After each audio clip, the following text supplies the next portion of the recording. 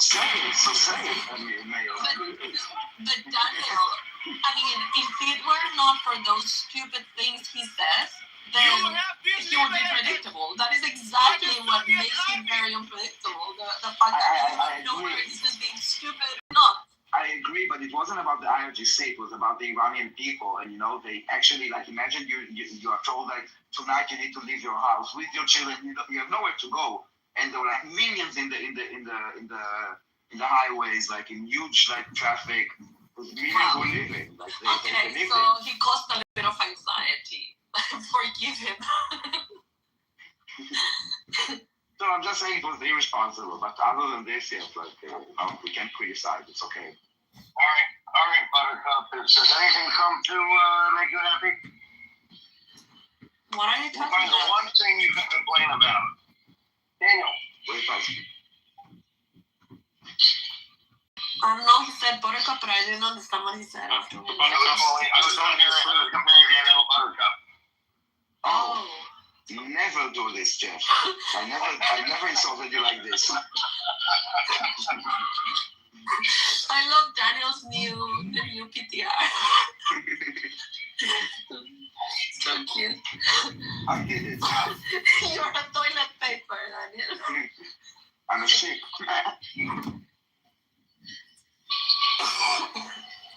No, I didn't realize what that was. Yeah, it's a toilet paper. He made those. I make it like this. How my toilet paper is in my toilet. This one is a sheet that I created. He's got a bunch of sheep looking at him when he's pooping.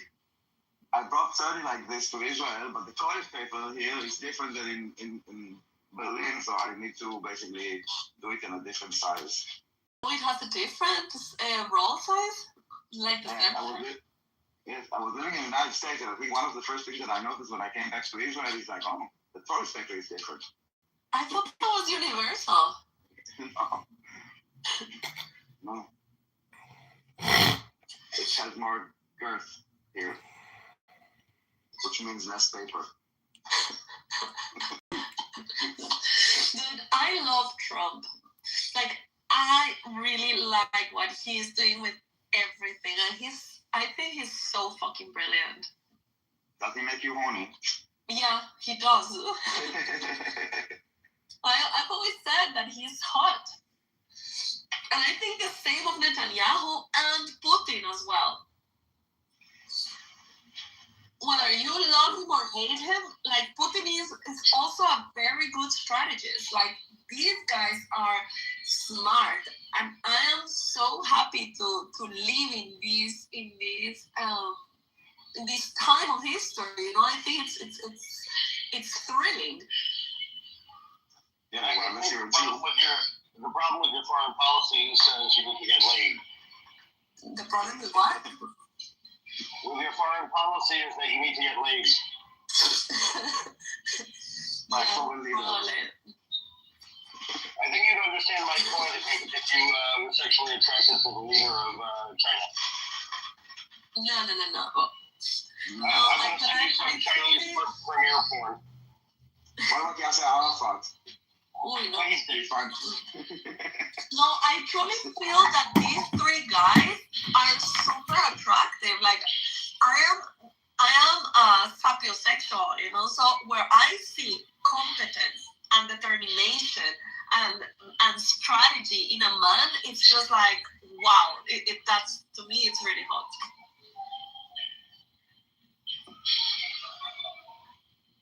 It doesn't matter what you look like. You're just. So you like the Jews? Huh?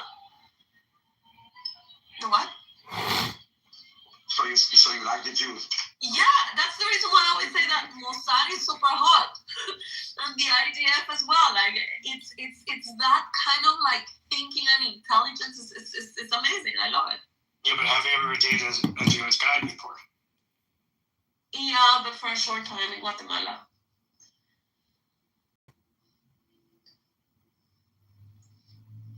I was probably in my not early 20s. It was before coming to Europe. It was early 20s. I was probably It was just for a couple of months. It was more like a good friend of mine.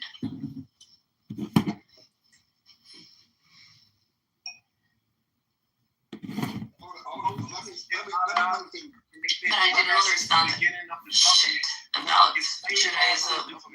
And honestly, I wasn't even aware of anything. It was just like something. This segment real quick because go ahead. Go ahead.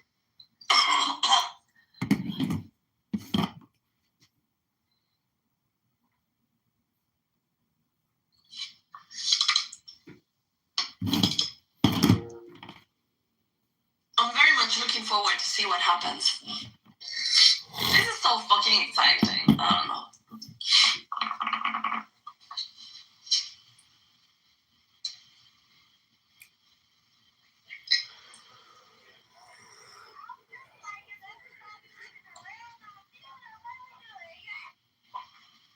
I just hope that the Democrats really stay away from power for a couple of decades, so that all of these could be really cemented, you know, in the minds of the people, and there's this kind of like free market, individual rights and stuff gets really cemented in the minds of people in the new generation, so that because if the next president is going to be a Democrat, all of this is going to go to shit again. There has to be some time where all of this kind of like settles before any other crazy people taking over.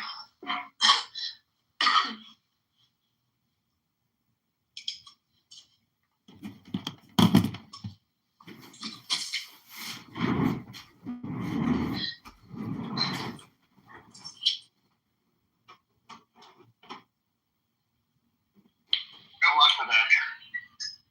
Hmm? So good luck with that. I think you're going to be disappointed. I hope not. Oh my god, and Marco Rubio is also super hot. Like, it's one of the most impressive guys in this administration. He really is doing an amazing job. Yeah. He should be Secretary of State forever. No, he should be president. No, I think he's more useful as the Secretary of State. No, he needs to be president. Happy He Eva! wants to be president. Happy He Eva! He's not. My good friend Abby, your English is coming along so good. Your English skills are getting so good. He's going to support JD's candidacy. Yeah, that's fine. He said that, but he needs to run. He needs to be president. And J.D. Vance needs to be out of government. JD Vance? My God, why do you hate JD? Yeah, what do you have with JD Vance? Because he's a fucking retard and an anti-Semite. How is he an anti-Semite? I've already covered this with you, Ethan. I'm really going to start calling you Dory. Well, when I did you don't cover think this? he's automatically an anti-Semite just because he says that anti-Semitism is not a big problem. Oh, because of that. Dude, you throw out the anti-Semitism tag way too Really? Who else in politics elected who I call an anti-Semite? Mandami? Don't gaslight the room about me. There's literally no one else in an elected office I call an anti-Semite. Not one. I don't think that means that. Sorry, what? I have my volume on. Who do you call an anti-Semite? JD Vance. I'm not sure. I know why you call him anti-Semite. It definitely looks like it, but I think he's such a political weasel and just blows up the wind. I'm not sure if I can ever figure out what he really believes. What religion is his wife? Is she a Hindu? Hindu. Yeah, she's an Hindu. And I'm fine with him hoping that she converts to Catholicism. I don't find that strange at all. Well, didn't he marry her before he converted? Well, he was Christian. He was a Protestant, and he converted to Catholicism after he was married. Fine, so he wasn't so religious. He was Protestant. He didn't really care. And then when he And he was a tap dancer. his wife.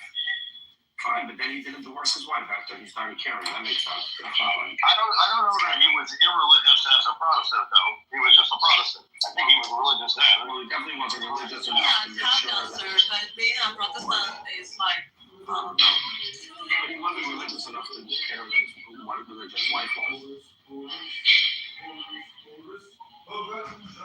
Apparently. Yeah, I don't understand that as an attack on him at all.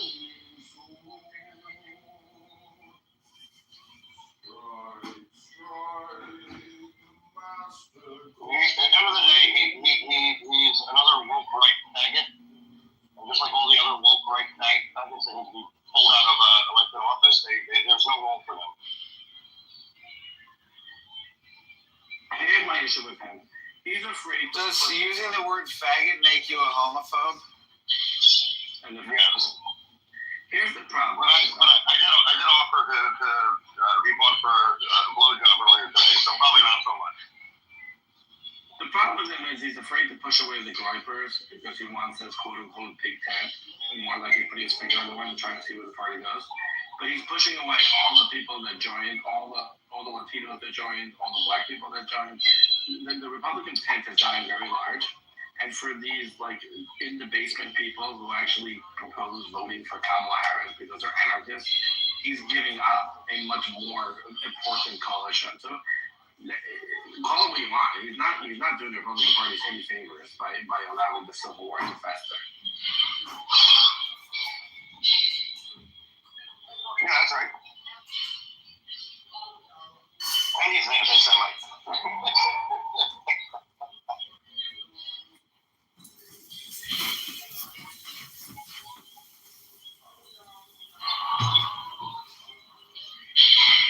And he's also disloyal to Trump at the end of the day.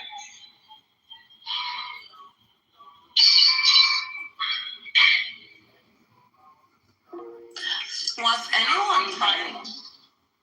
Sorry.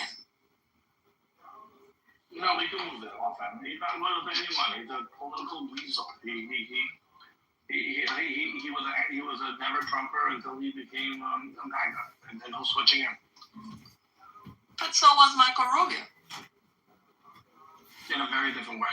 Marco Rubio had principled disagreements with Trump. Came around when the party switched, and he did it as a majority of this coalition. Here's where I disagree. Here's where I do agree. And when he does his job, he does it within his own philosophy. And he took the job in the administration. That is the Republican Party. The Republican Party is a coalition party. You don't have to agree with everything your boss does. Vance did it as an EP, which is different. He never admitted what changed. He never said, I really actually believe in this, but it's where the party is, which would be fine. He just floats around. He was a Democrat, you'd be making fun of him in the exact same way I am.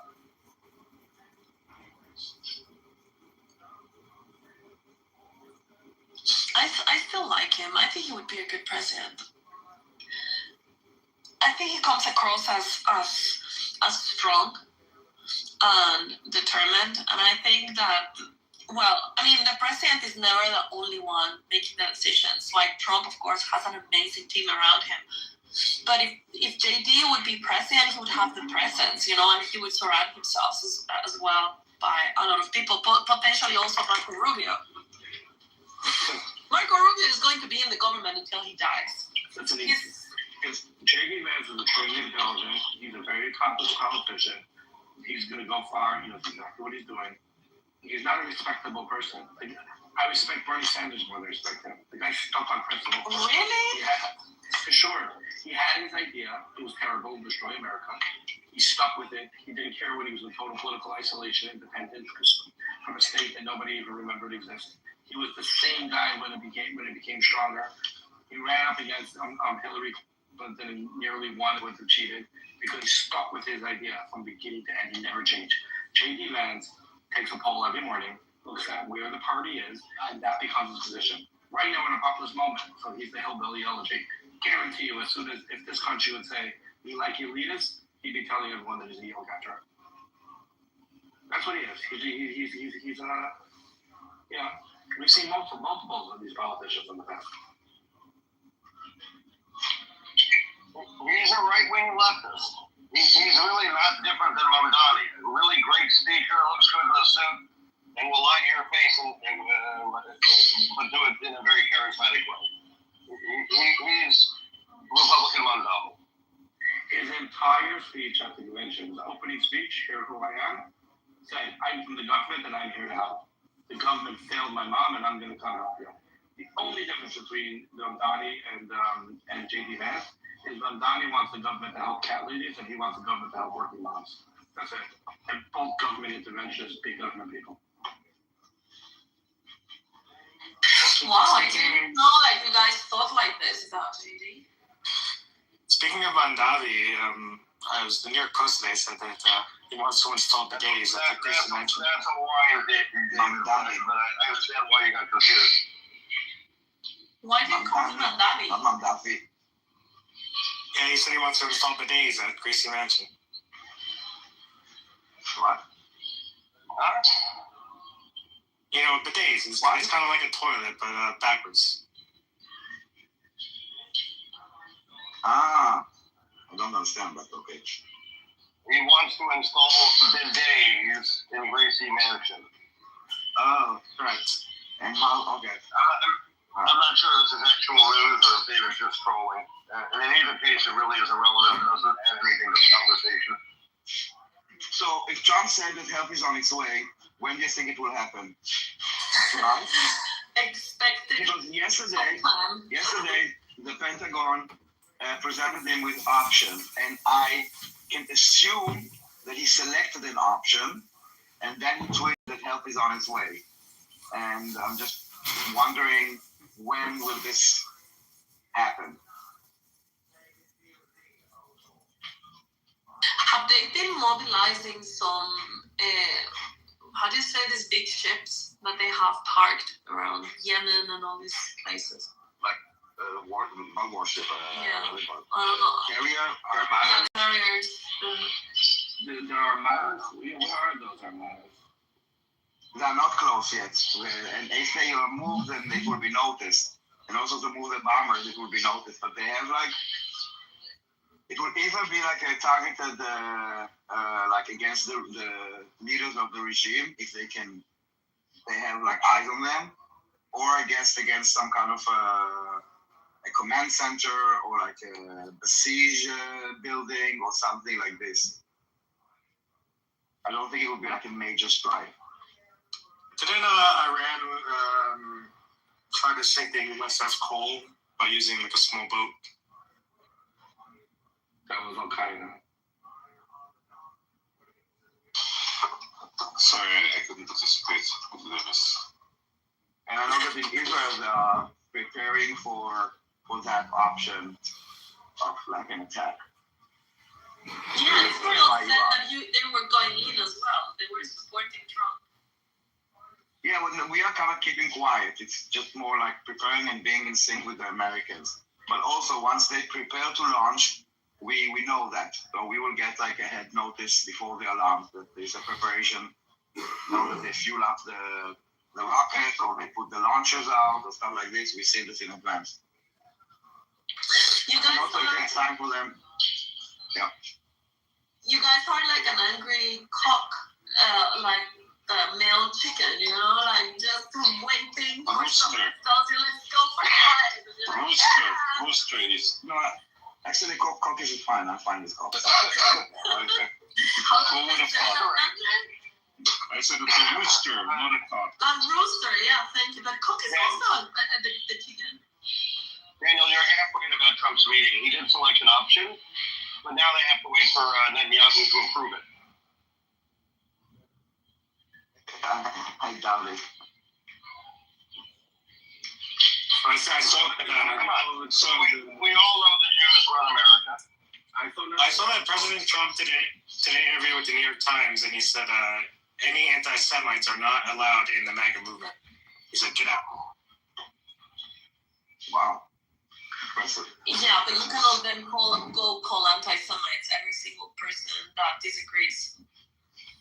No, but most of them are anti-Semites. Maybe they don't know it. Maybe they don't hate Jews. But when you are filled with anti-Jewish propaganda, I don't hate Jews. My friends are Jewish. I just think the Jews control the world, the media, and are like... Listen. I think that anybody has the right to hate whoever they want, but you don't have the right to act and prevent someone from their rights.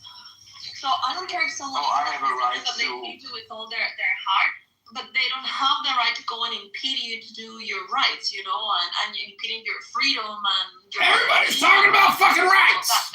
You got no fucking rights. And when they're calling for violence for Jews, 100%, that should never be allowed. Listen, guys, I'm so sorry. Listen, I'm truly sorry. I will just have to mention this. This is one sentence. Have you guys heard the new numbers of how many Iranians have been killed in the last 48 hours by the regime? Yes, 12,000. No, 12,000. Yeah, our internet is also down, Vegas. We all live in holes and certainly aren't talking about the most pressing matter the world has. Listen, 12,000. Minimum 12,000. Yes, we already heard. Yeah, we When the all fuck comes to live Palestine, You're not breaking any news. remember the guys you tried to put Palestine all these 2 years? We all read the article at Iran International. We're up to date, Vegas. Why would the Free Palestine movement is about taking down the West, and Iran is helping them, so they will not. This is why they don't sit down against Iran, because Iran is follow their axis. It's not about human rights, or it's not about children dying or whatever. It's none of this. It's about destabilizing the West and taking down Israel. One of the reasons why I think Iran is not going to work without boots on the ground is because they've been without any democratic institutions for way too long. The difference to me with Venezuela is that Venezuela still has a generation that has a memory of institutionalized democracy and working democratic institutions. And they will have a transitional. The difference between revolutions is 10 years. And at the end of the day, you can think what you want to think. No one is putting 150,000 boots on the ground. Like, well, you can think this. Listen, Jeff, if it's not happening, it's going to be a quagmire. And I would really prefer it not to be. And, and that's very unfortunate. Because you need at least one new generation that understands how those institutions work and is willing to uphold them. I mean, it's the same problem with Eastern Europe. When China fell down, they needed to impose like a very strict type of institutionalized democratic process, and that's why Poland has, it had an internal memory also, and it had basically a shadow government that was working on the Soviets. So their transition was much easier, and they have much better results than, let's say, like Czech Republic, for example. We got pork in the Czech Republic.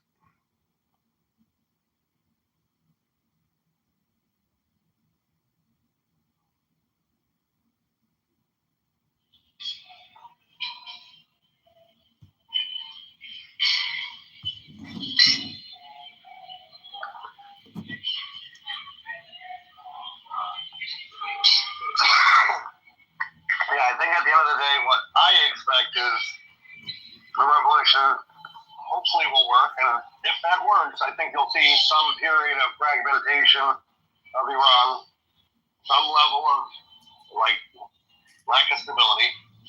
And in 10 years, we may get back to a stable region there. But it's the price that has to be paid in order to get to progress or to get the stability in the region. I mean, what I'm afraid of, Jeff, and that's obviously the worst case scenarios I'm looking at, is the power vacuum that is filled by Iran's neighbors, and then their regimes are installed, but because Iranians will be looked at as a second-rate citizens, is basically going to be like, the good old 17th and 18th century colonization, or the internal, since there's no memory of the internal democratic institutions, like the new power, whoever it is going to come in and do the same kind of shit, just under a different flag as theocracy. I take issue with your basic foundational assumption that there's no memory. You're talking about revolutions that are literally, I just double checked, 20 years apart. The folks who were free in Iran are in their 60s and 70s, but they're still there. Like they've still taught their children what Iran used to be. I mean, all you have to do is talk to any Iranian, not even in Iran. These people are brought up with like full they know that history, all of them, like so much better than any of us do from wherever our parents came from. Like this assumption they don't know democratic institutions. Fine, guess what? They might not be a democracy, and that's okay. Like it's okay. They might not be a democracy. They might have some other form of government that works for them until they choose democracy. The important thing is to get rid of these evil animals. Then we can move forward from there. Yeah, I'm just a bit, given the historical precedent, I'm a little bit pessimistic if the United States or Israel not going to take over the region and install some sort of controlled environment.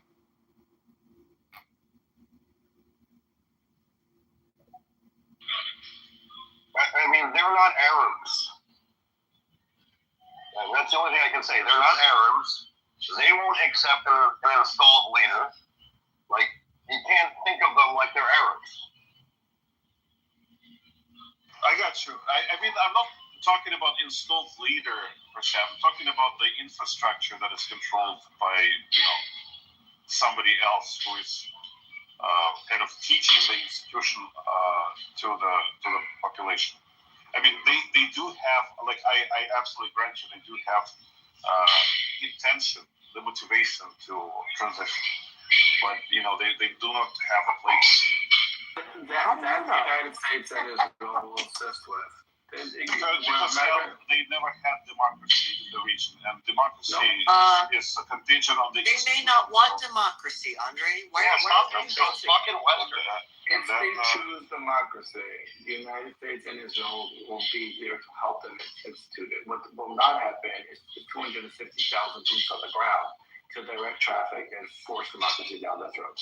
But if they're ready to build institutions and need help writing a constitution, the United States will be there. If they want to try to build waterworks, so Tehran's not on the brink of a drought, they have to talk about who will be the capital.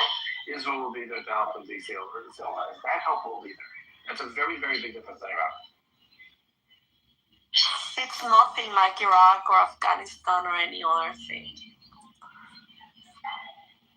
Because I'm not fucking Arab. Choose democracy, but that's a guess. We'll see. I think I think so too. I think it'll be like a constitutional democracy. I think it's going to have the institution of a king. They had that for thousands of years. They're not the United States. But I think there will be ultimately a level of democracy. That's what I was thinking. Some sort of like constitutional monarchy or something like that. How many religious minorities do they have in Iran? Half the country is minorities. The lowest 50-something country is Persia. Okay, so they have ethnic division, they have religious division. They don't have ethnic division. They don't. I mean, wait, hold on. Some of the people, from what I understand, some of the people are Persian, some of the people are Arab. Yeah, but there's Kurds. Okay, so there's Lars, there's Balochis, there's. Yeah, but you have to understand. There's Azeris. But there's ethnic diversity. But they were a country for a very, very long time. There's strong nationalism. The Kurds, the Persians, the Azeris, they consider themselves Iranian. So that's a big difference than saying ethnic strife like Serbia. Wait, Persians are not Arabs? Most of them are not Arabs, no.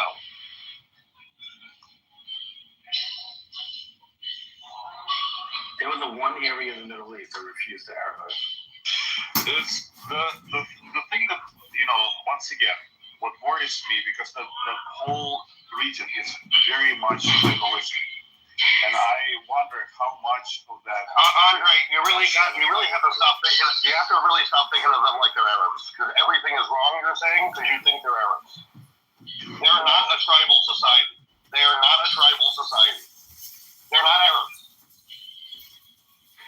Jeff, what I'm saying is, if you have Arabs in the mix, they will be tribalistic. Don't you think so? Arabs are 11% of the population. They're among the poorest. They live in the hinterlands.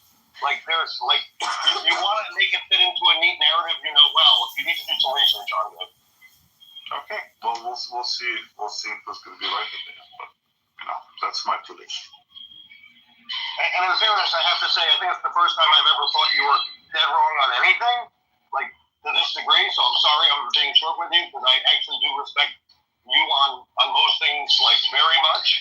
But you're dead wrong on every part of how you're trying to understand this. Okay, that's fair.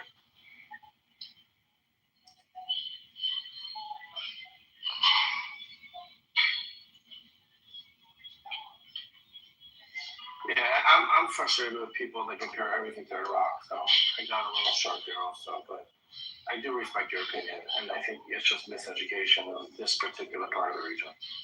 And I don't know, this PTSD from Iraq, that every single involvement has to be compared to Iraq, and is just getting to a level that... No, I totally, Mayor, I totally get it. And the thing is, I don't have PTSD from Iraq because I'm actually...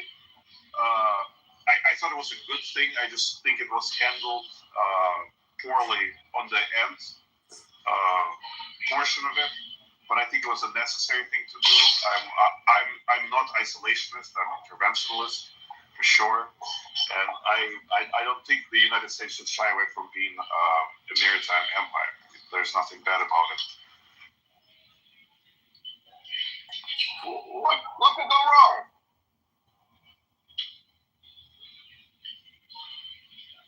Well, listen, I mean, I understand the Great Britain as an example, as a poor example of that type of approach, but I also think the United States have learned from British mistakes.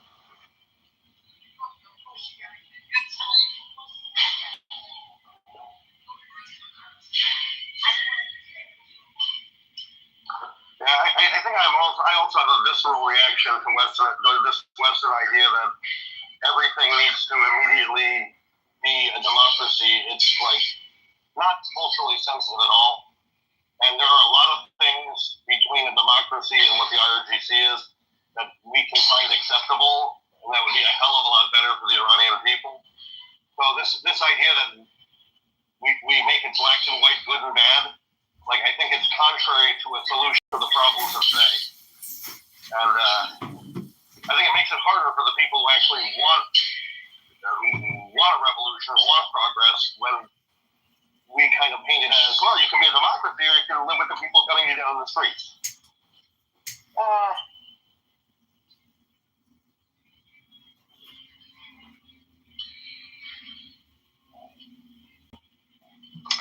What sometimes worries me is that also, just like with the Ukrainian example, right? The people wanted on the surface to have... Exactly. It's got nothing to do with Iran. It's got to do with fucking Ukraine.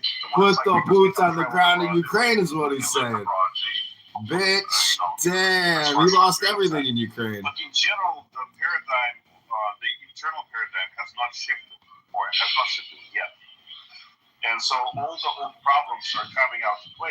This is why the process is extremely difficult, especially in the process of war. And so, like any kind of society that is going through that transition, it's always a difficult period. It's always sometimes even bloody period. And just minimizing it, I think, should be a goal.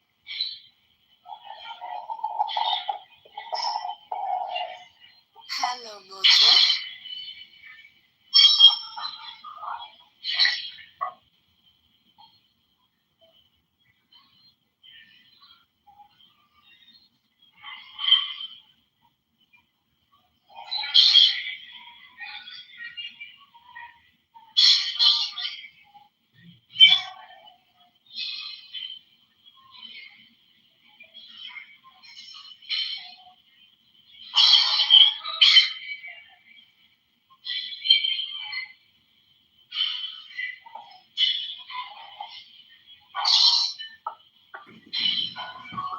I am very excited about the potential future of Iran, actually, and Venezuela. I don't know. I think that this is going to change the panorama so much around the world. Yeah. Well, can you give me a brief of what's happening in Iran? I mean, I think that my understanding is people are protesting and they want to, live with more democratically. Is that true? Have you read the news, or are you expecting for us to do the job for you? I was expecting a brief on it. But no, it's okay if you don't want to give me. I'll read it. Somewhere between 4,000 and 12,000 protesters have been gunned down in the streets over the last 4 days. Yikes. Yeah, but then you should go read it. Yeah, I'll read it. Yeah, it's a difficult situation. Thanks.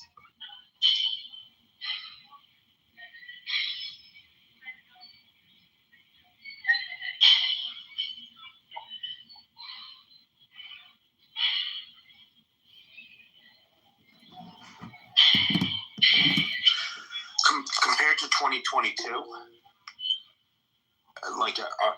is your faith that something is going to change just based on the larger scale of casualties? It's not only a larger scale, dude. 2022 was about the hijabs. And people were protesting because it was something internal and we don't want to be oppressed, whatever. This time, it's about change, regime change. The whole country is mobilizing.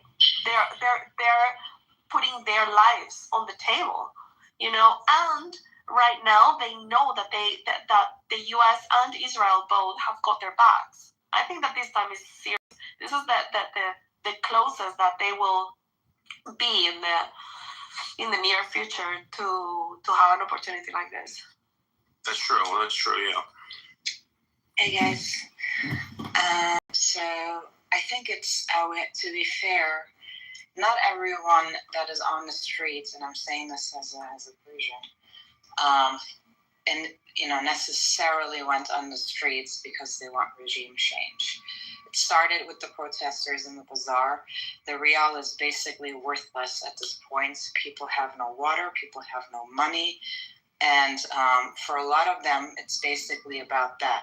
So it's convoluted, and now it's obviously made popularized on social media, and it became mainly about regime change. But initially, this is not why the people went on the streets. But obviously, this is what a lot of them are demanding right now. So it's really complex and complicated. I know that the hardcore monarchists say everyone on the street is calling Pahlavi's name and things like that. It's not black and white like that.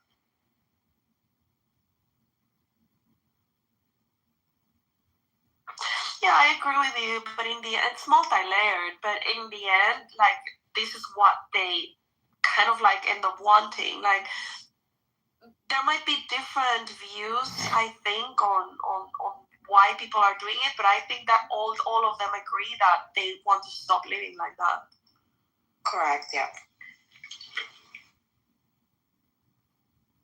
And it's exciting. I think it's I see them as heroes right now. All these people knowing how evil and thugs the IRGC are, and still wanting to put their lives at risk and going out, knowing that they can be killed, that there's a high possibility for them being killed, is massive. So super courageous. This is actually one of the main differences compared to other protests in the past. Not just the wide scale in terms of not the numbers, but the amount of cities that are now involved, especially Tehran. People in the outskirts of Iran would always kind of make fun of. Sorry, I got a phone call. Do you hear me? Am I audible? Yes, you are. So people in past protests used to make fun of Tehran's population because they would rarely join in, right? And now you see protests in major cities, Tehran, Mashhad. This is significant. Not that it doesn't matter when people in the outskirts go on the streets in smaller cities. Of course it matters, but the major cities matter, right? Tehran matters, Mashhad, and like the big cities, and that's what we're seeing now. And secondly, what you touched upon, Isa, is the fearlessness that we see in this round of protests more so than ever before, where people are like, we just don't care anymore. If we die, we die, and we haven't. We didn't see that as much in the past.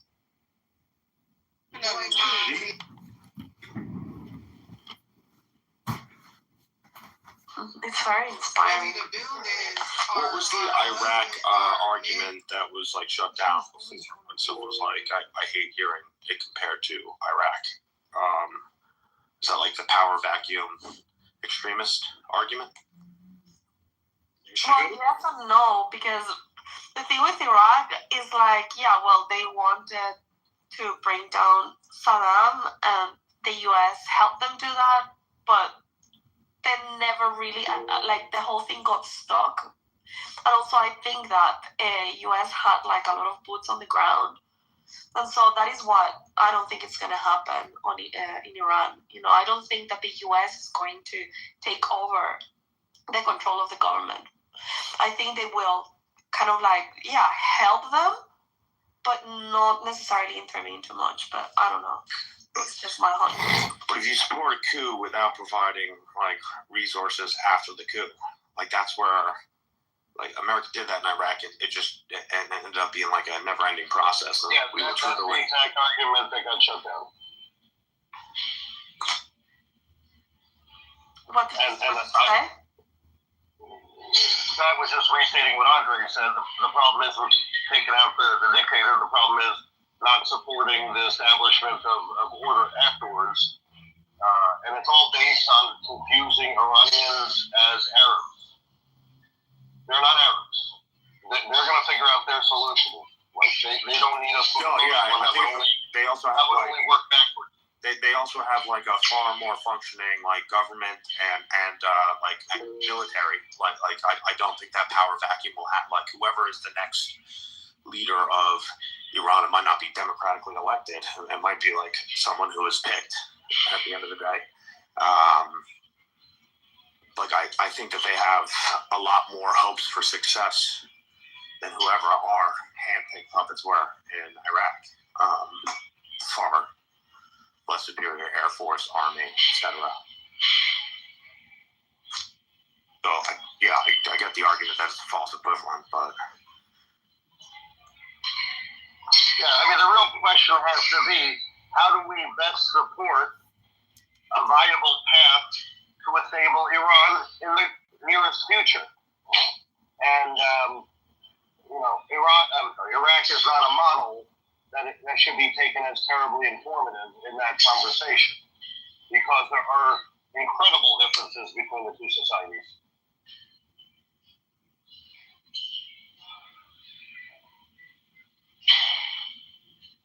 I meant more of an infrastructure possibility because I'm assuming the borders between Iraq and Afghanistan that Iran shares with them, I'm assuming those are like heavily monitored, right? I don't know about heavily.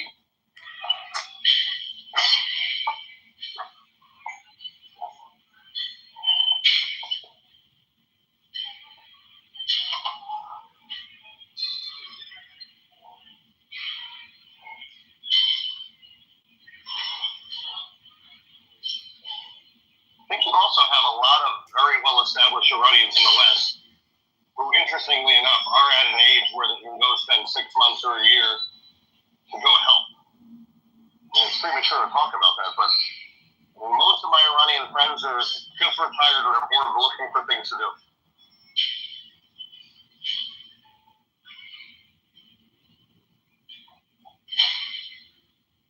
That's interesting. You know the old like kind of like hacky joke about like Persians and they all drive like white Mercedes and they refuse to call themselves Iranian. Like most Persians are from what would be considered modern day Iran, right? Yeah. They've been a very successful community in America And the Persians like to drive BMW, not Mercedes. Iranians, yeah. But they are white, the white BMWs, right, David? Last year when I was in Silicon Valley, I met a lot of Iranians actually there that are very involved in big tech and big venture capitalist funds, and Iranians are amazing. Iranians are very educated. They're not the typical Arab, as Jeff was saying. They're not Arabs.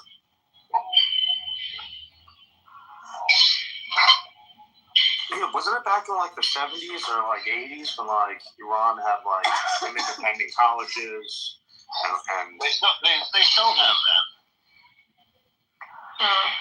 In fact, do you remember, Jeff, that I tell you that I work with a couple of Qatari companies? Well, the guys, the founders of these two startups, they're Iranian, actually. They're not Qataris. They're not Arabs. They're Iranians. There you go. Okay. Yeah, no, Pat, Iran has one of the most educated workforces in the world. yeah, no, it's but it got like religiously oppressed like during like the 70s, right? Yeah, but that didn't mean that they didn't invest in education. Women still go to college. They just have to go in burqas. Yeah.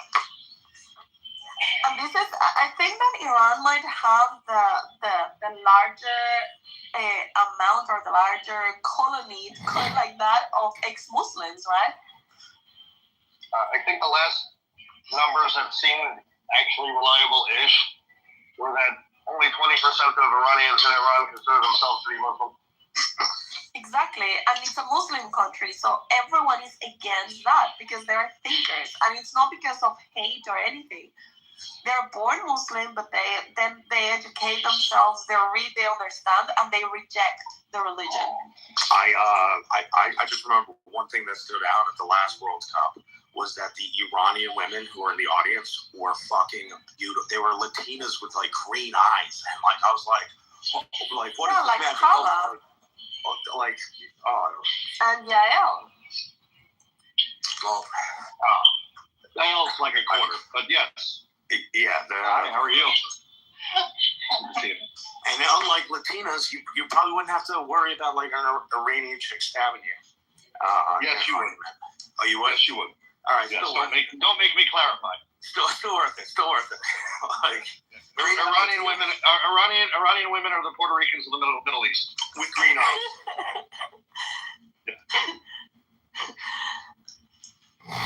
Amazing.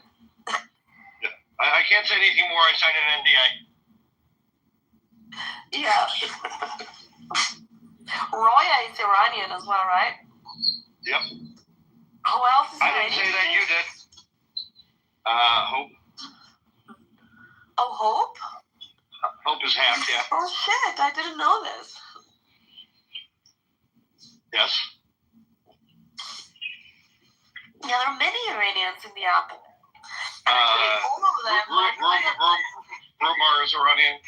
Yeah. Really? Uh-huh. Wow. I didn't know that either. I thought he was Indian. Half Indian, half Iranian. Okay. Yeah, there are a lot of Iranians. There is one, this guy that I used to talk to very seldom times, but he was very interesting. His name is Camille. He used to come to your rooms as well. That looks like Clark Kent. What? You remember Camille? I'm not remembering that guy. Well, he is Iranian as well, very well educated and interesting. Very quiet, but very interesting when he would speak. They're basically all very well educated. Crazy idea. Yeah, look at Samson as well. Samson is Iranian. Crazy idea on some regime changes. Well, like, and at least I'm not like regurgitating 100,000. It's a completely unique thought. But like, imagine like Iran's regime is overthrown, and they're like, who's going to be next to guide us? Imagine the people who like immigrated from places like that, who like came to other societies, did well, and were successful in life, and they ran like we pitched. So like in America, I'm sure we have like 4 Iranian or Persian immigrants who were successful in America, and we could put those up for nomination. And England probably has a couple, and France, and like there's probably like successful Iranians who had to leave because of they were worried about being persecuted, and they can come home like the conquering heroes, and they can be elected. Like they have to go and pitch to the people, and like American, like and there's like I feel like that regime change would be beneficial to like the Western world and its allies. I mean, we need to start with virtually any replacement is going to be better than what they had. Yeah, exactly. But then also, like, why not make it be beneficial? You know? Well, it hopefully, I mean, first of all, it will be beneficial. You know, importing a bunch of big fish from small ponds who haven't been in the country for 60 years. I mean, look, what you're doing is basically what the plan is, what you're suggesting. It's Reza Shah has, for all intents and purposes, been an American for most of his life. He still has an accent, but most likely that's because he chooses to keep it. Right? Like, I think he was, 17 when he moved to America?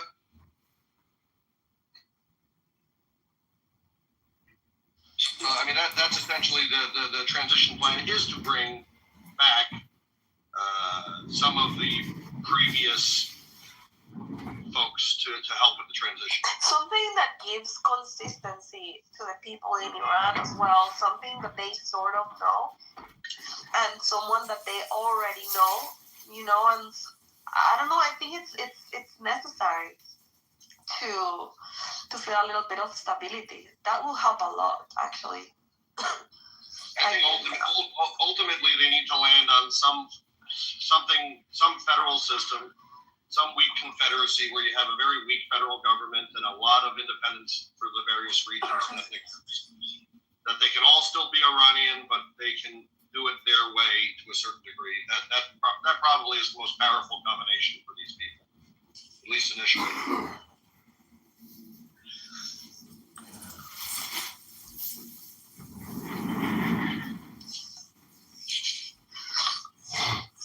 Yeah.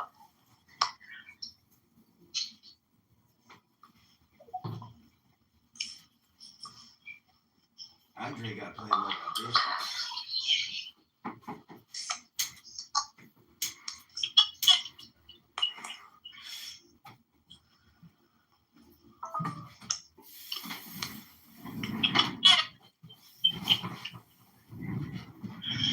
Is anyone here friends with Emerald and can finger in? No, but I saw her before in this room. Yeah, I meet her in rooms when she gets like now. Yesterday was in Barakat room, and now in Illumi and Prince. So they do like a Palis versus Zionist, where when I speak literally, whenever I unmic, and they say I will give you time, a minute and a half. So after a minute and a half, one time I got, she gets like 5 minutes, and then when I come to reply, I get a minute and a half. After like 3 seconds, like 3 people jump on me, and then it removes me down because I continue speaking while they're speaking. So I invited her if she wants to have a fair debate, but I cannot invite her to a room, unfortunately. Okay, so I saw her yesterday in Buttercup's room, and I opened her profile, and I was not following her, but apparently my other profile is following her. So she's friends with the other. Let me see if I can get in here with my other. Hold on, maybe I can find her. So I can ping her in. Because my other account for sure is following her, because I noticed that yesterday.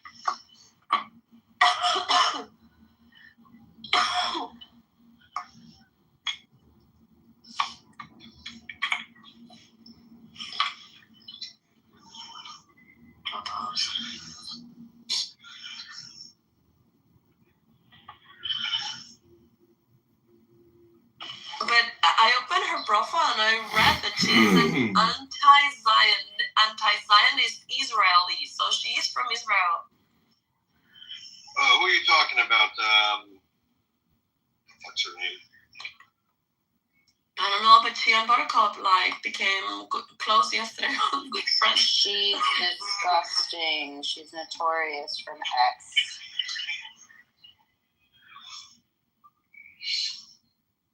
I don't know what's her name. Just Rose. That's what she goes by. Oh, Rose.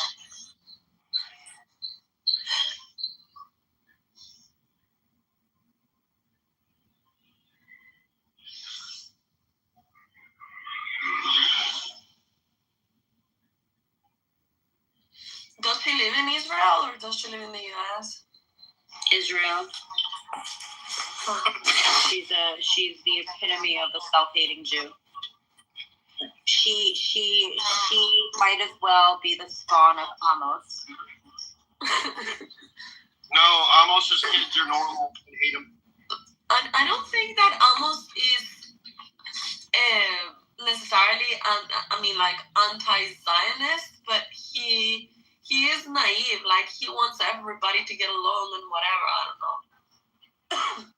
He's none of those things. He's just a narcissist who wants his opinion to be the only valid opinion. If it was unpopular to be a far-right Zionist, that's what he would be. Yeah, but he's not very good at it. Like, he doesn't come up with good arguments and like thought-provoking and challenging. He just spews nonsense. Yeah, he's the left version of Shucky. Yeah, Shucky spews nonsense as well. Is he still on this app? No, thank God, he's been ethically cleansed.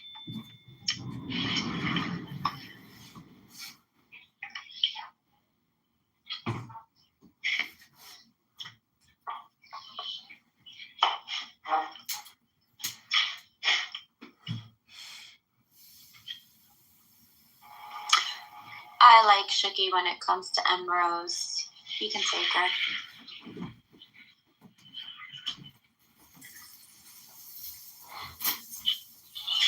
Rose made a big name for herself. You guys all remember Nelson on the app, right? Well, when Nelson moved over to X and he was doing huge hundreds to thousands of people on his room, and he was getting every single day. Like, that was my friend.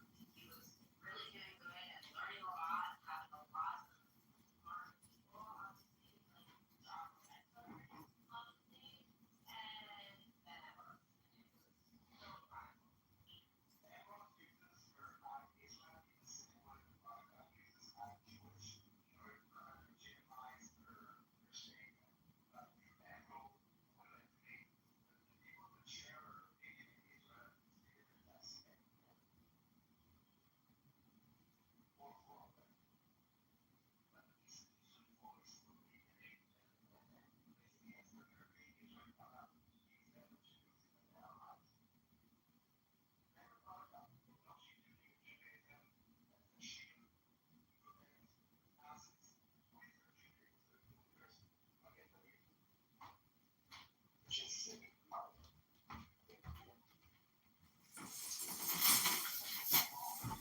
Her Magen David is short of point. Yeah.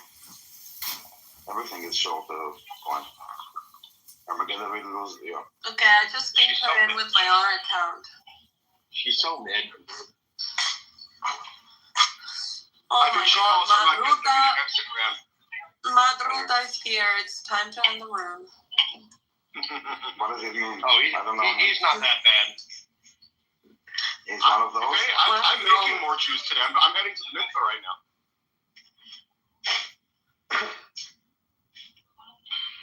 Mazel tov. Yeah.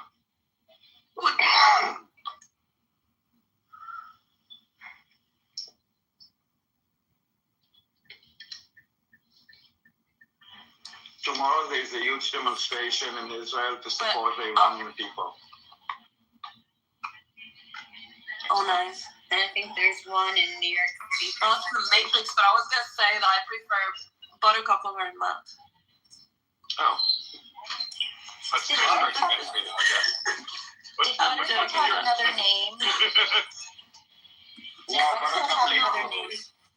The Antichrist. Oh my God. She's sort of new to me. She came in August. So that's the only name she's had. It's like her But there's a voice girl that has the sounds, same voice. but her voice Yeah, sounds. because Yeah, because she sounds like Elle. there's a girl called like Bubbles. Bubbles. They have the Yeah, same she was voice. Elle. Her name is Elle. Yeah. She was before Elle. Or as Amos says, Boobless. Seriously, this is how he calls her. She doesn't He know doesn't who I even am. know what Oh, he doesn't even know what he's saying. But I went into her room yesterday as I guess it was ending, and she apparently thought I was someone else, but she doesn't know me. And she looked at my profile, and I have nothing on my profile, yet she's so determined, oh, it's a pro-Israel Olimi. And it's like, okay. Well, yesterday, you are shitting on Mamdani, so one can assume that you don't hate the Jews. He used to have to pay for that before he was married and shit on his chest. I mean, technically, Yes, I'm they not gotta shitting cut- on him. okay. I'm just highlighting his own, Accomplishments? I You're think pouring his that own shit on his my best buttercup moment was when she didn't really know me, but she hated me already. She came into our room and said, Isa, do you think that you're more Jewish than me? And I'm like, no, because I'm not Jewish. But she formed herself a whole puzzle in her head about me. And I thought that was hilarious. But he said the answer is yes. No, probably yes. Yesterday, whenever like the Zionist came on stage, she introduced him as a radical and a bad-faced actor. Everybody. She's really like a sick woman. Like seriously, like sick in the head. Not sick as in like sick. Like there's something wrong with her. I called it. I have a lot of history with sick women. I can see them from a mile away. I'm an amateur expert. Sick women. Sick people, I guess. I said Palestinianism, and Ambrose said, don't say Palestinianism. Then I said Israeli Arabs. Don't say Israeli Arabs. Like, bitch. Like, what do you want? People. It's a Zionist term. You know, last night I was listening to you for what seemed like hours, Daniel, in Amir's room. Sometimes I feel like You remind me of a young Norm. Me? Yesterday? Today? Last night. In the morning? Norm went hours without talking. Well, I wasn't in the room. I was listening to John Kitover's feed. Hours. There's about 10 hours of it on. And I can speak for hours. I cannot speak hours in Amir's room. no, I'm not allowed. it speaks for like 30 seconds. Well, Yes, you I don't you speak speak loud. over him, that you kept on, that you got a few phone calls, then you came back. Yes. Yeah. And one part of it, This morning. I wanted to say, and I didn't want you to take this the wrong way, something I've said before. I hate you because you're better than me, and I don't like that. But I'm fighting for you. Thank you, but I'm fighting for you too. I'm fighting for you too. I'm on your team. I accept that, and I agree, and I appreciate it enormously. But, I like to be the best. And then the other thing is, I actually could see that he was annoying you a little bit, because there's part of you, this is such an interesting part of the Jewish people, you're actually trying to be reasonable against all Peter set alarm for 12:10. I asked them, what does from the river to the sea, Palestine will be free, how does it go in Arabic? And they wouldn't say, it's not from the water and water. Okay, forget about it. How does it end? Palestine Arabia or not? They wouldn't answer it. I asked it like 20 times. There were many Arab speakers. None of them told me, because they knew that once they tell me, it will expose their real narrative, which is they are Arabs, not Palestinians, which is what Ambrose doesn't like. The reason that I call Israeli Arabs is because there were no Palestinians when they became Israeli Arabs. They were Arabs. They were called Arabs of Palestine. And then they My became grandmother Arabs was an of Arab. Israel. No, my grandmother was Palestinian. Sorry. But wait, do they say that Palestinians? Do they say that Palestinians are not Arab? No, but they are. Yes, they say that if we say Palestinians, we deny their identity. They're If we humanity. say Arabs, I'm sorry. How dare you deny their identity they made up in 1966? Yeah, And Johnny then- was like that. And then she said something amazing. This is the sentence that she said. I wrote it down. Palestinians, I'm not sure that she even understood what she said. Palestinians, yes, are the Jews of the Middle East. This is what she said. What does it Very mean? good. I think Jews are Jews. Basically, like, exactly. But she missed that part, okay? Basically, like, prosecuted, like, they are the victims of the prosecuted group. But the Jews of the Middle East are the Jews of the Middle East. Like, what are you talking about? No, You forgot about your nation? Daniel, I think you misunderstood her point. I think she was saying to the extent that they are, in fact, are legitimately Palestinians, it's because their ancestors were Jews who converted. I think she was actually taking a very pro-Zionist move with that.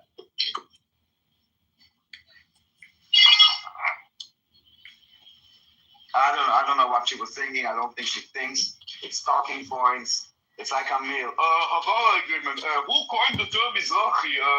Who said anti-Semitism? Who coined the term anti-Semitism? And he was married to it. Like, it's the same talking points over and over and over and over. And it has nothing to do with what you say. I'm talking about something like about the Jews were kicked out from Arab countries. Yeah, I said like 1 million Jews were kicked out from Arab countries. Yeah, but who coined the term Mizrahi?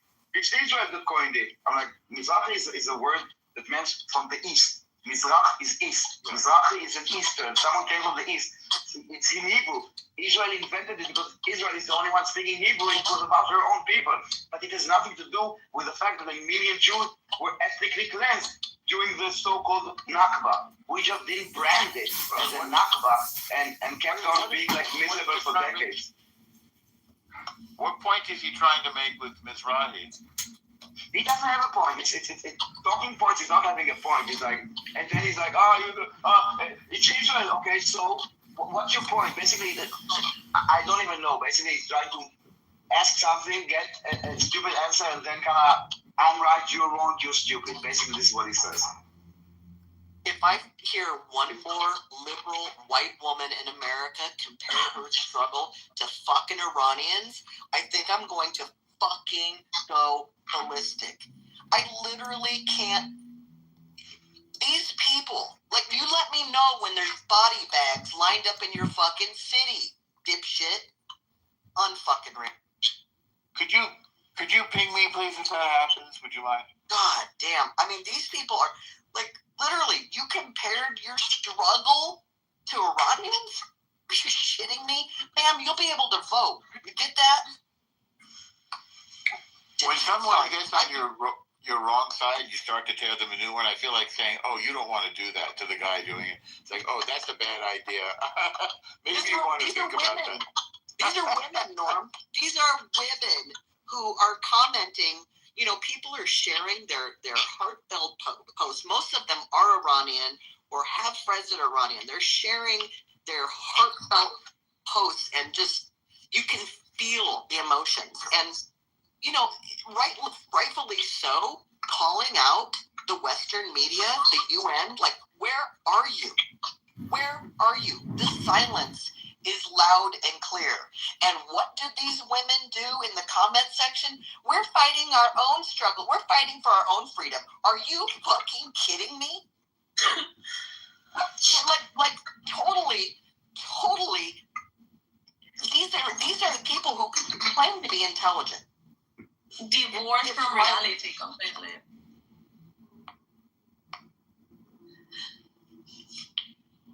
Anywho, okay. If it makes you feel any better, they're not actually intelligent. Well, no shit. I'm like, are you literally comparing your struggle? Are you kidding me? oh my God, my welfare ended after 72 weeks. I'm just like an Iranian woman. My Starbucks is closed. Oh, damn. Yeah, that's what they were saying. They're saying, oh, we understand your pain because we're also living under a dictatorship with Trump. But at least you had a good man and whatever. Basically, they're saying that they're worse off in the U.S. than they are in Venezuela or Iran. It's ridiculous. How come I don't see any of this stuff? I think that's anti-Semitic. The fact that you don't see it? Yes. Okay, so I'm living with a kid who is obsessed with the problems with ICE, and she is participating in marches. I didn't know it. She flew to New York, not recently, but she went to march in New York, probably Detroit. She's marched in Bentonville, and I'm not, I'm sorry, that's a problem. I am just flabbergasted that we want to say that you shouldn't have picked up Maduro. Okay, but this is not my main point. Is this your doctor, Shirley? Yes, she is driving me crazy, Norm. Subscribe to the live now. What I'll tell you is, if she was The revolution of Iran begins now! It just turns out that you found out she was retarded in her 40s. So just accept it. You can't fix it. You can't change it. Okay, but moving past that, we've heard this complaint from me many times. To my point, I have always just thought, when I first met Norm and Daniel, I thought, my God, why are you people arguing with these retarded people? And then I decided that you're right, because when I was young, all the boys. Well, I thought that in the Christian faith, we have apologetics, and the boys all loved apologetics and loved being able to argue. It turns out it was a right thing. It was right for them to be able to understand their position and be able to argue their position. Because right now, we have on Instagram and other social media places, we have Islamists on the internet trying to say that they are the same as Christians, that they love Jesus. It is the biggest, that is not true.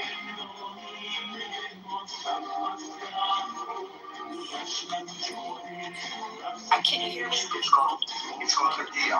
They were saying it to advance their ideology, which is about taking Muscle man. Muscle man is muscle man. It's forever muscle man. And whatever is not muscle man is.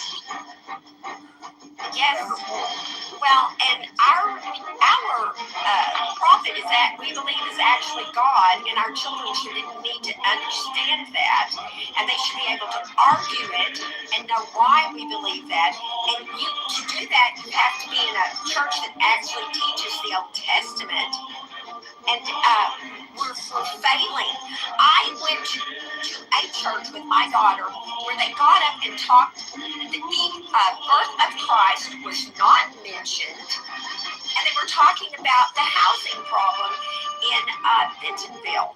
Okay, Bentonville has turned into a very rich community. Okay, and if you can't afford to live in Bentonville, you have to live in the town next door. I'm sorry. And that was the conversation. That was the pastor's talk on the day where we're supposed to be celebrating and teaching our children about the birth of Christ. The Christians are illiterate, and they're not able to argue their position. So good on you, Norm and Daniel. Keep it up. I'll make you a deal after we successfully contain the Islamic threat. We'll come to Christianity. Well, see, there's this thing about Judaism. You actually do learn scripture, and you do learn to argue it, and you can argue with one another. These people are not even being taught the scripture. It's a contradiction. The funny thing is we really don't rely on scripture in the same way as Christians or Muslims do. We really don't learn. We read it, and eventually we discuss for understanding, not for, Timothy 1:6 says, blah, blah, blah, blah, blah, and therefore I'm right. Like, our approach to scripture actually is very different than Christian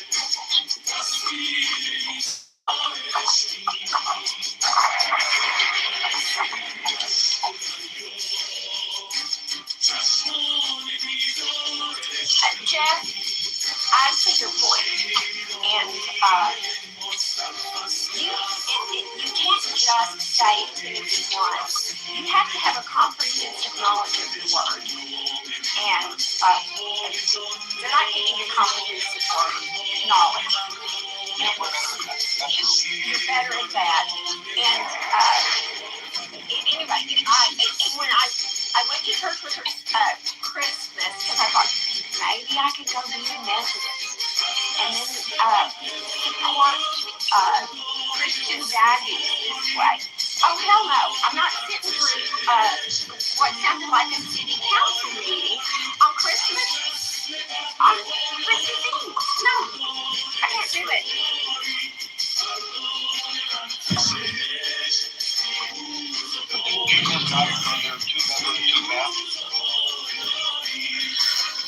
Okay. Oh, Jeff, don't be silly. You're trying to pull the Christian chain. We're not gonna entertain this. I'm actually not doing that. So wasn't the Sermon on the Mount all about having universal health? Well, the leftists, which my daughter sent me an article that just said that good Christians should take care of the immigrants. Well, it does say that. And if we want to do that, we would change the laws and make immigration a fair, logical process, which no one in our government wants to do that. Why? Because the real kings of the United States are people like Walmart, and they like it just the way it is. They want to be able to exploit people and keep wages down among the peon white people. Okay, so, and there are some peon white people. Just saying. Peon, dear. The word is peon. You know what the word peon is. It's what they have in Mexico. Sometimes I hear what I want to hear.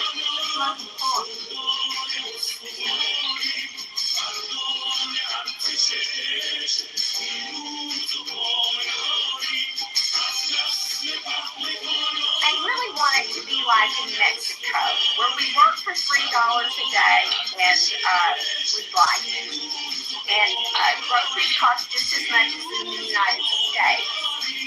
They want the people that are in power would like it to be that way.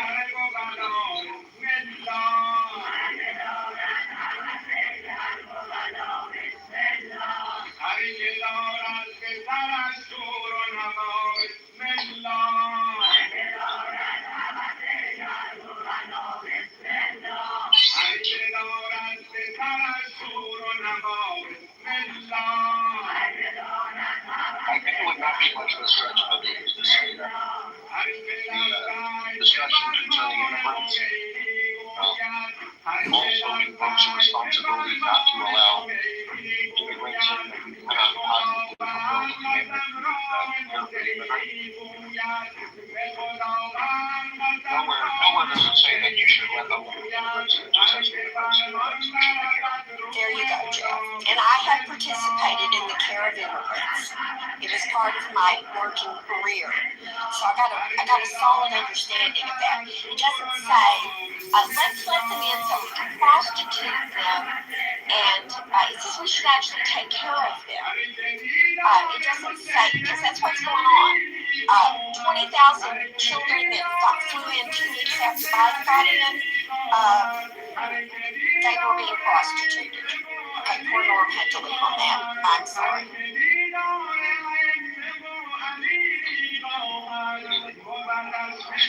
Yes, he's very sweet, but well, there you are, Norm. I'm from Dallas. We know all about prostitution in Dallas. We're one of the top prostitution cities in the country.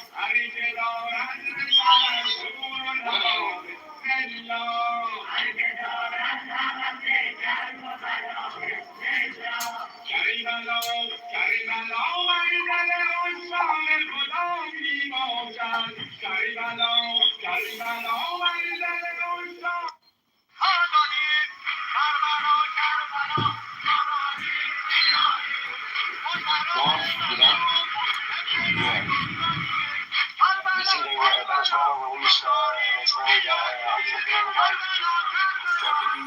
77 years old or something? 72.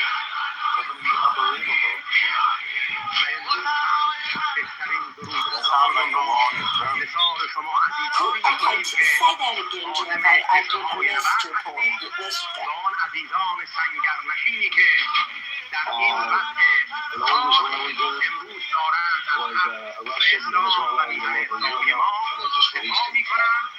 پاسداران، ارتشیان و همه رزمندگان دیگر بارلاها این انسانهای به تو پیوسته جنباز فداکار را هر جا هستند یار و یاور باش. خدایا این امت ما را که به این کمال نترسیدن از مرگ رسیده است همچنان در راه این کمال استوار بدار.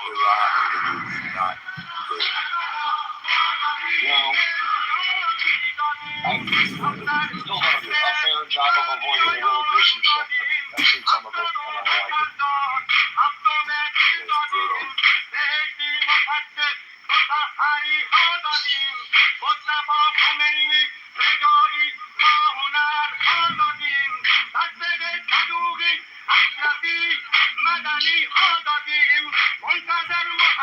Looks like we're going to go after the Muslim Brotherhood, too.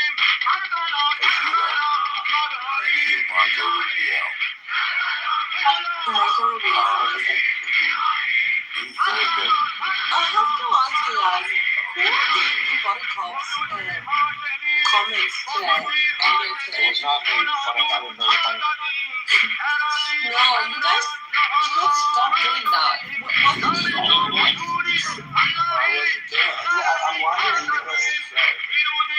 because I saw some of the comments that were left, and I'm trying to understand because people were saying like, and I'm not sure that she reacted correctly.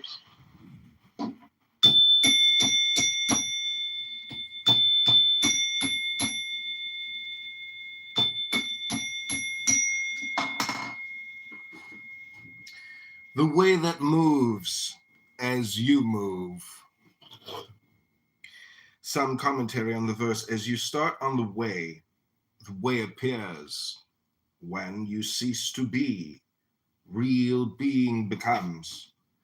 Zuleika shut every door, but Joseph kept rattling the locks. He trusted and kept moving back and forth, and somehow he escaped. This is the way to slip through to your non-spatial home. Think how you came into this world. Can you explain how that was? No. The same way you came, you leave.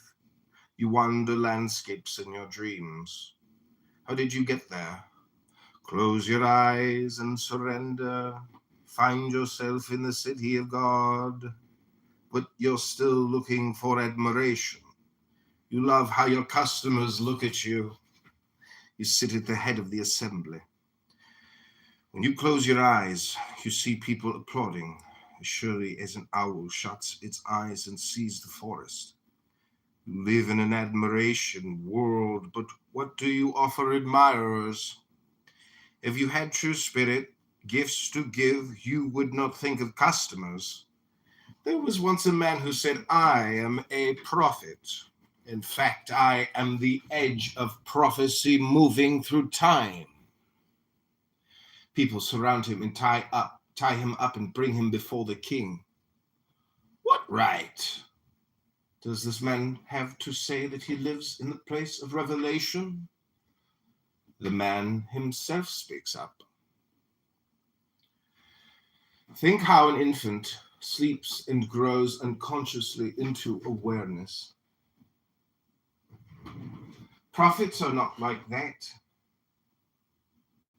They pass awake from the source to this up and down of the five. Senses, this left, right, back and forth, put him on the rack, they scream. But the king sees that the man is thin and fragile. He speaks gently. Kindness is his way. He disperses the crowd, sits the man down, and asks where he lives. My home is the peace of God, but I have come to this judging place where no one knows me. I feel like a fish upon sand. The king keeps trying to joke him out of his state, but why did you make these claims today? Was it something you ate? Don't care about world food. I am tasting God's honey. But what is that to these people? They're like mountain rocks. They scoff at me by echoing what I say. If I brought them news of money or a love note from a sweetheart, they would welcome me. But not with this prophecy talk. It's like a blood-soaked bandage on a donkey's back. The one who removes it is being helpful. But he's going to get kicked. No one here wants to be healed. Show me someone who wants what I have. But let's suppose for a moment that my inspiration is not divine. Still, you would agree my speaking is not inferior to the workings of a bee.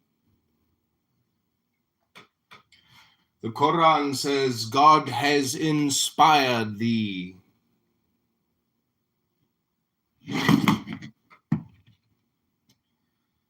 This universe is filled with honey.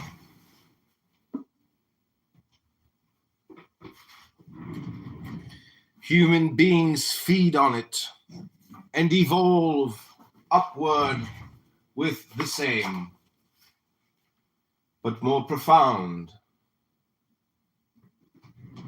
Inspiration as the bee. So the man defends his claim. You have read about the inspired spring. Drink from there. Be companions with those whose lips are wet with that water.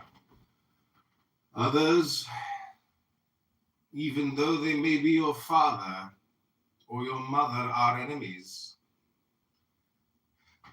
Leave before they kill you. The pathless path opens whenever you genuinely say, there is no reality but God. There is only God.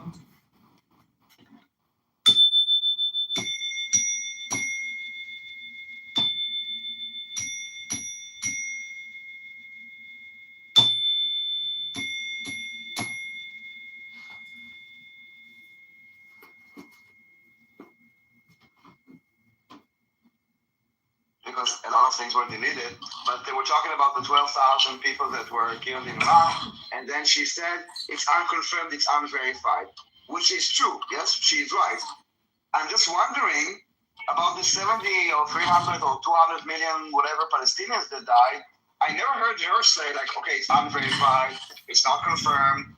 But with this, she was really ready to automatically like delegitimize it. Now again, I don't know if it's true. If it's 12,000 or 2,000, I really don't know. Hold on, I have a phone call. But that was my point. I have a phone. I don't think she was making any kind of point this morning when that was happening. No, I was in the chat apparently, but I didn't notice because I was not paying attention to the chat. I was doing something else. It was very funny. She kept going, Issa, do something, do something. No, that was Bibi saying, Issa, do something. No, she said it first.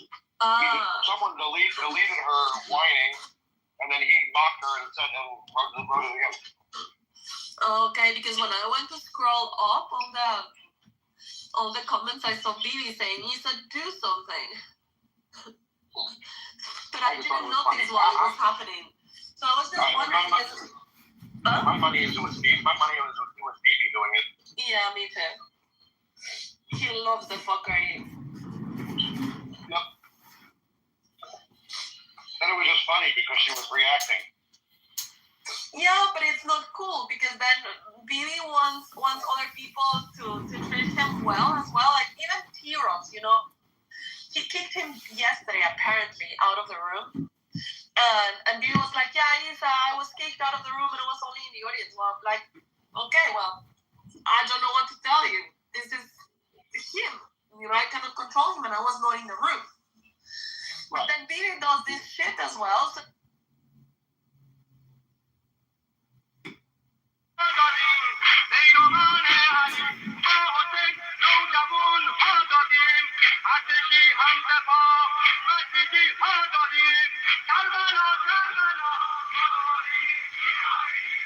بسیجی عاشق کربلاست به کربلا را تو مپندار که شهریست در میان شهرها و نامیست در میان نامها.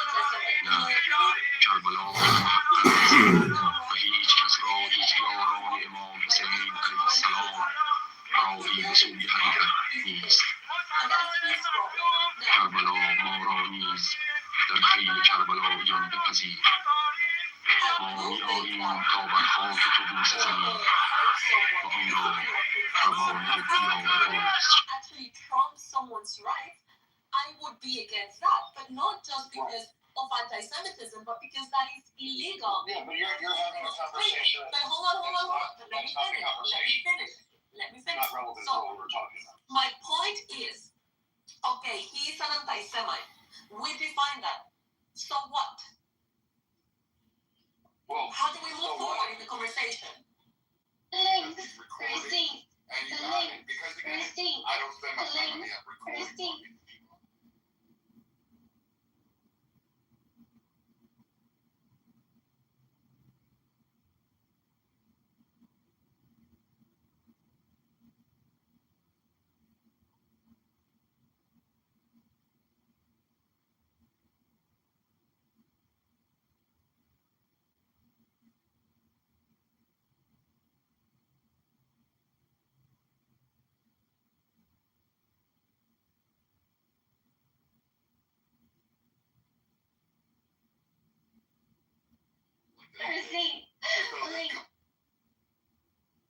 No.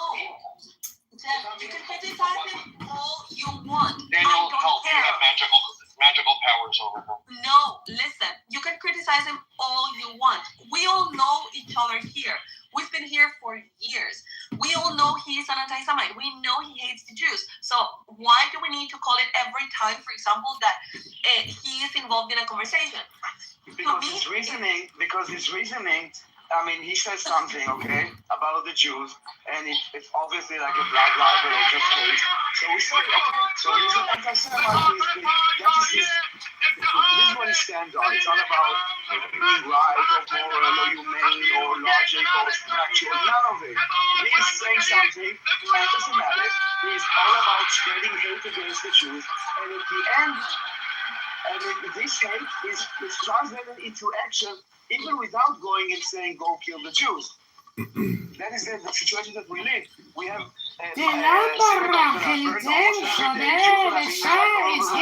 Because it became legitimate to attack Jews. And we, the Jews, we don't think it's legitimate. I get it. And I tell you all the time, like, I hate every single fucking time when you talk about I'm doing it, but not because I care about what he feels or how he feels about people. It's because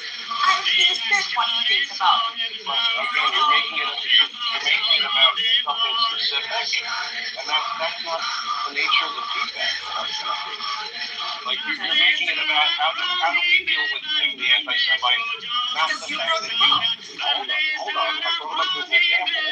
My feedback was specifically when I called one elected official in Washington County an anti-Semite. Your response was you call everybody an anti-Semite.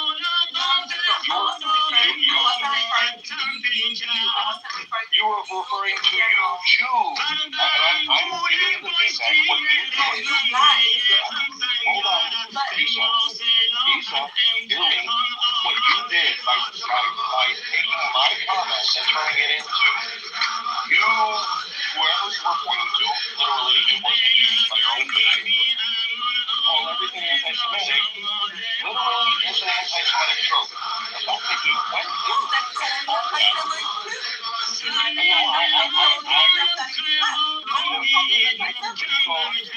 now you're still avoiding the feedback, right?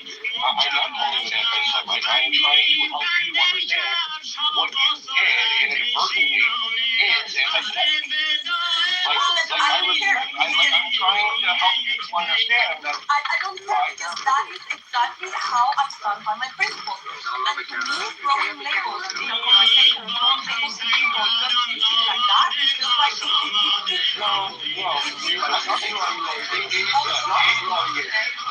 Take your own advice. Your own advice would have been, and you respond to me saying Vance is an anti-Semite. I don't think he's an anti-Semite because of X, Y, and Z. Not to say effectively you Jews see anti-Semites everywhere. That is what you guys, if you weren't speaking to me, who were you speaking to? Because you said clearly you were not speaking directly to me, because I clearly don't do that. Okay, can I interrupt? Hold on, Shirley. I'm not going to have anyone controlling my speech just the same way that you speak. Who's controlling you? I'm talking to you as a friend, respectfully, and trying to help you. I was giving you my impression. I wish we could control you. We cannot. I am explaining You're Latino. We can control you. I am explaining why I don't like this type of argumentation in the same way. I'm explaining why I don't like you. Can I please finish my fucking point? In the same way that it causes me like itchiness as well, the whole racist label. I don't like it. I don't like it when we're talking. I don't care if you're racist or you're not racist. But when somebody throws a racist label, it's like shutting down conversation. I don't like it. And I don't like it when my ballot and very infrequently used right to label someone who wants to see my children dead anti-Semite is delegitimized based on the behavior of other people because that's what you don't like in your essence. It's a very stage manner. It's not throwing labels. Do you think labeling? It's not throwing labels. Yes. Yeah.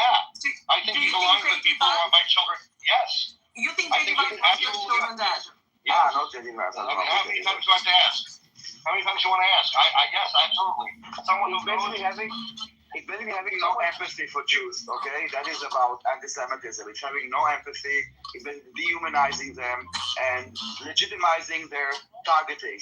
So I don't think that he wants, but if they were dead, I'm not sure that he will go out protesting or like do too much. I don't know specifically about him, I'm talking about generally anti-Semites. I agree with you, honey. Like, I have told you that to me, like, I was even more allergic before to the word anti-Semite. But lately, after seeing everything that's been happening and how people are actually trying to hide behind certain terms and whatever, and that it's not about really having an ideological opposition, whatever, but it's just because it's Jews behind something, they are opposed to it. I can agree with you that and you should also assume that we are more sensitive to recognizing it than maybe you. So if we call something anti-Semite, it's not necessarily obvious to you. And then what I would suggest is, instead of like shutting it down or throw it out the window, ask, for example, Jeff, like, why do you say it's anti-Semitic? And then he would probably be able to reason why he's saying it, because we are not throwing labels. We are labeling when we identify it. And that's exactly what I did. And then I remember why Jeff was saying that J.D. Vance was an anti-Semite, and I don't think that makes him an anti-Semite. But yeah, well, someone who denies the existence of anti-Semitism, what would you call that? Like, who fundamentally denies what's plainly obvious that there are anti-Semites. I would call him a politician. I would call him trying to get people not riled up, to get some fucking balance, because everybody's killing each other.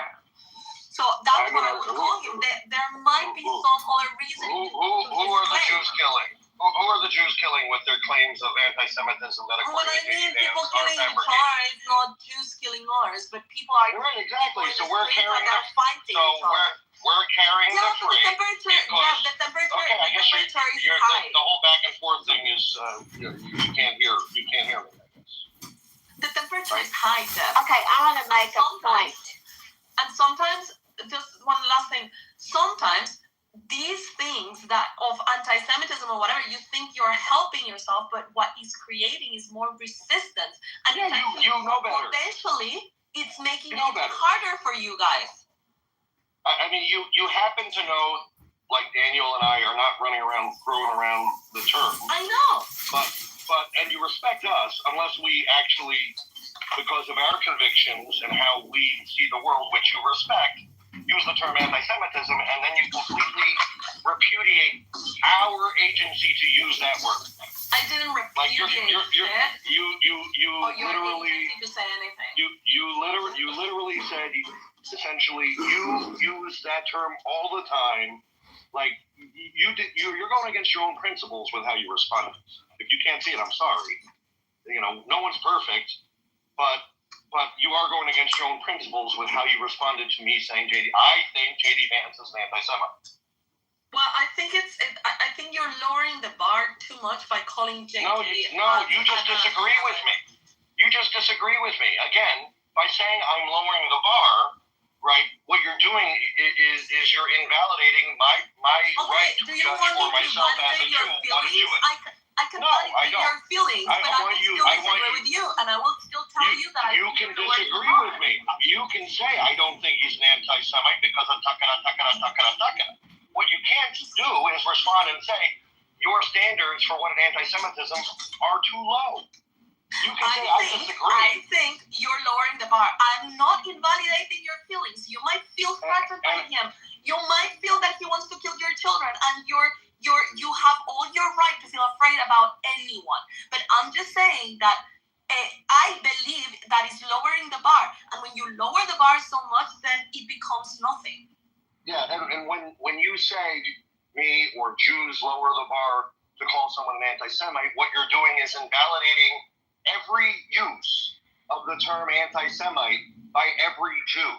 This is why this is an anti-Semitic canard. I am talking about this specific situation. I'm telling you why. But you're not. You're speaking of my criteria generally. It's my fucking opinion. This is the reason why I say that, in the same way that I'm not going to tell you how to feel about someone that you believe is going to go and knock your door and kill your children. I'm not going to be either policed on what shall I think and what should my opinion be. I don't think J.D. Vance is an anti-Semite. I think I can understand the whole reasoning behind calling him an anti-Semite or what anti-Semitism means. In fact, I have come around to be more accepting of that because I have observed and I have seen what it actually is meaning in these days. But I think that as a politician, he needs to lower the temperature. And I disagree with you. I don't think he's an anti-Semite. I mean, that's fine. I think it's completely valid to disagree. The way you're going about disagree. I've got several things I'd like to interject here. Yeah, go ahead, Shirley. Okay. This is a statement. I'm going to make another statement.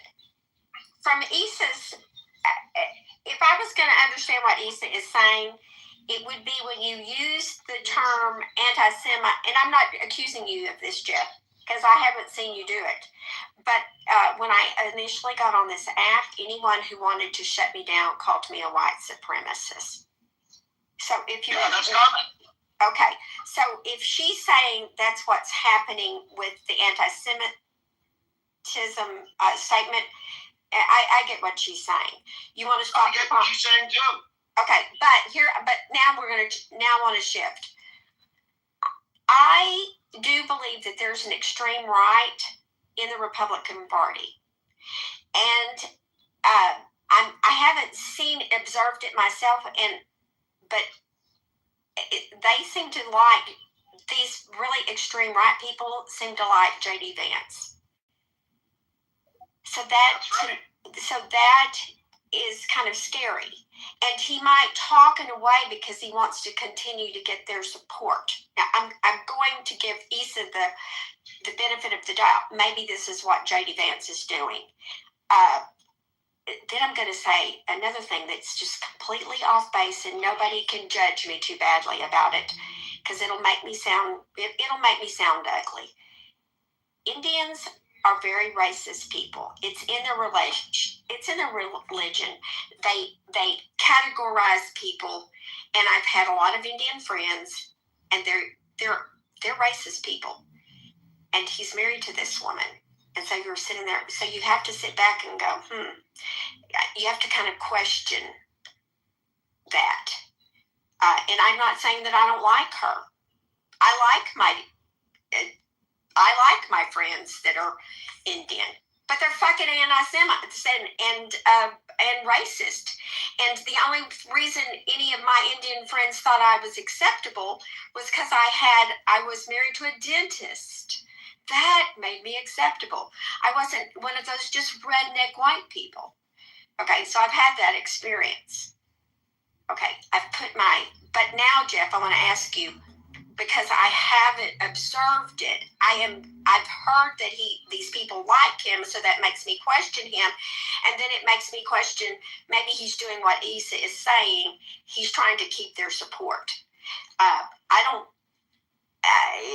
want somebody that is truly anti-Semitic as president of the United States. So it's kind of, to me, a problem. But Jeff, what has he specifically said? If you could put your finger on it to make me know for sure that he is actually an anti-Semite. Yeah, 2 weeks ago at the TPUSA rally, he said that 99% of Republicans are not anti-Semites. 97% of Democrats are not anti-Semites. There is no anti-Semitism problem in America. It's merely the American people reacting to what they see as unjust policy towards Israel. He completely erased the idea that anti-Semitism exists in America and converted it into anti-Israelism, which, frankly, is nothing but anti-Semitism. When you have people saying "river to the sea" in front of Jewish dormitories, it completely erases that as a reality. I have been shocked. I didn't really realize, because I'm from the South, and we've discussed this. We are taught as children that anti-Semitism is incorrect. I didn't really realize it, but when you see these children, these moronic children in front of those dorms behaving that way, you know that there is. When they want to complain about the fact that we give money to Israel, oh, by the way, they give it back to us to buy arms.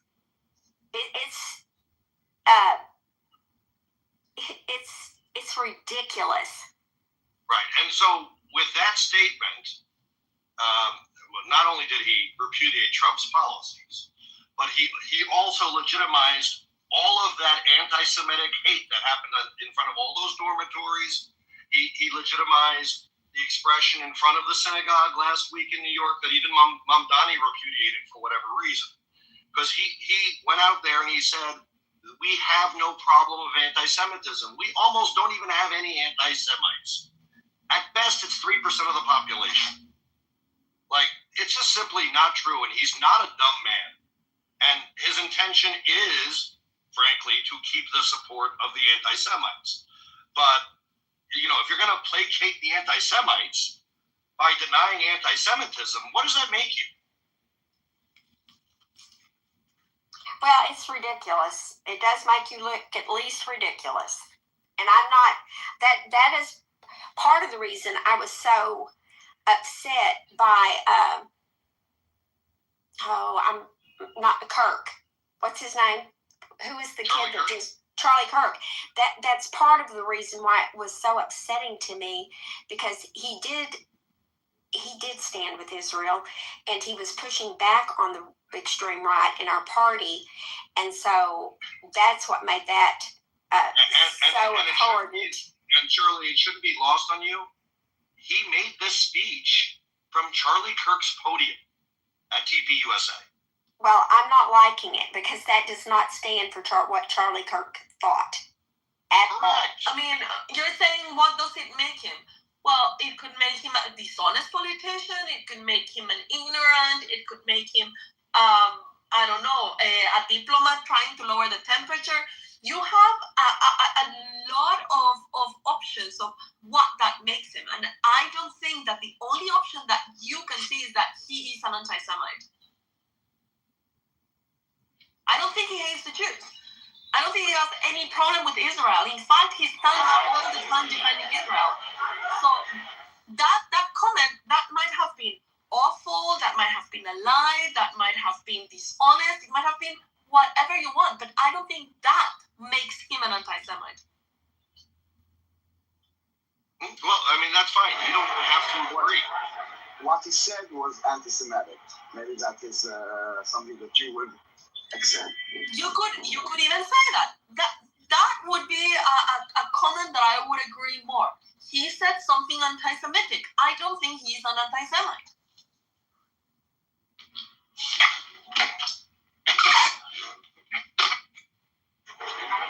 Guys, I wrapped to a play, so I will catch you later. Where are you? I went to the theater, darling. I went to the theater. Theater. Enjoy, darling. That's so good. That sounds so gay. Daniel, what play? Okay, so what do you see? Is it a gay play or a regular play? It's called the what? The Chabadniks. Chabad, you know Chabad, right? We spoke about it in every shithole, like Guatemala. There's a Chabad center, so the show is called Chabad. Are you going off the deep end, Daniel? I don't know what it means, but I'm willing to try. I will send you a copy of the brochure later. All right, talk to you later, guys. Daniel, just remember to say God now. It should be funny. All right, ciao.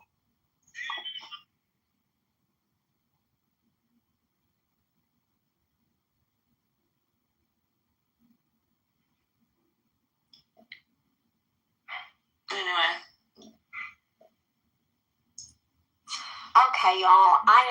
I have a problem with perfectionism and getting a little bit stressed over the beginning of the year because I want things to be perfect. So I have come up with a strategy.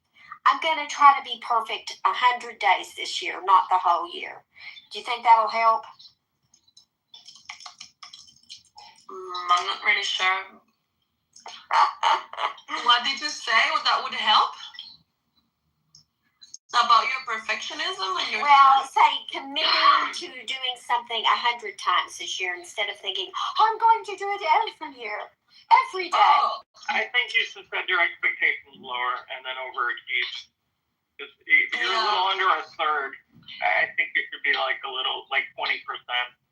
and then you'll overachieve and you'll feel better about yourself. I like you have that. A problem of over-promising and under-delivering. Yes. Underestimate and over-deliver, and that's the recipe for mental success. This is what I'm aiming at. Under-promising and over-delivering. I like that. That's good, Jakob. Worked well for me. Is it a strategy of yours? Yeah, I learned it early. I learned it early on. I used to come home with hundreds in math tests, and my mom would say, math test was too easy. I worked really hard studying, whatever. So then I would knock off a few points and come home with like 1 96 or 97, 98, something like that. Wow, really studied hard for it. That's amazing. So, you know, you just leave a few points off, over deliver, you know, it always looks better. Oh, Yaakov, that's amazing. Yeah, but you did that to me. Like, yeah, you know, that's set me up for a whole life of angst. Hey. I think your mother was anti-Semitic. Listen, y'all, because I am not as brilliant as you, but my father, if you made an A, why wasn't an A+? It kind of in the same. Medically. My mom would have been like, why wasn't higher? Mama, there's nothing bigger than 100. I think your brain is anti-Semitic, Jeff. Your emotions. I think your emotions are anti-Semitic. Probably not. Yeah, you know why? Because they make me hate you. Oh, I mean, you only hate me when I point out anti-Semites. Otherwise, you kind of a big fan. The sexual tension is off. You guys will go back to liking each other. Are you saying there's more sexual tension when she's saying she hates me or when she isn't? No, she hates you. Like, it's not sexual tension. It gets pretty thick? Yeah. Maybe she wants to be colonized, Jaco. Yeah, exactly that. She wants to be occupied. No, hey now. I mean, I figured that, you know, I'd have to do dinner or something first. The colonization process is very important before you occupy. Yeah, I want Jeff to call me anti-Semitic harder. Call me anti-Semite harder, Jeff. That won't work. I don't actually think you are. Yeah, because I'm not. Yeah. I mean, I might say things that people don't agree with, but that doesn't mean I hate Jews, you know?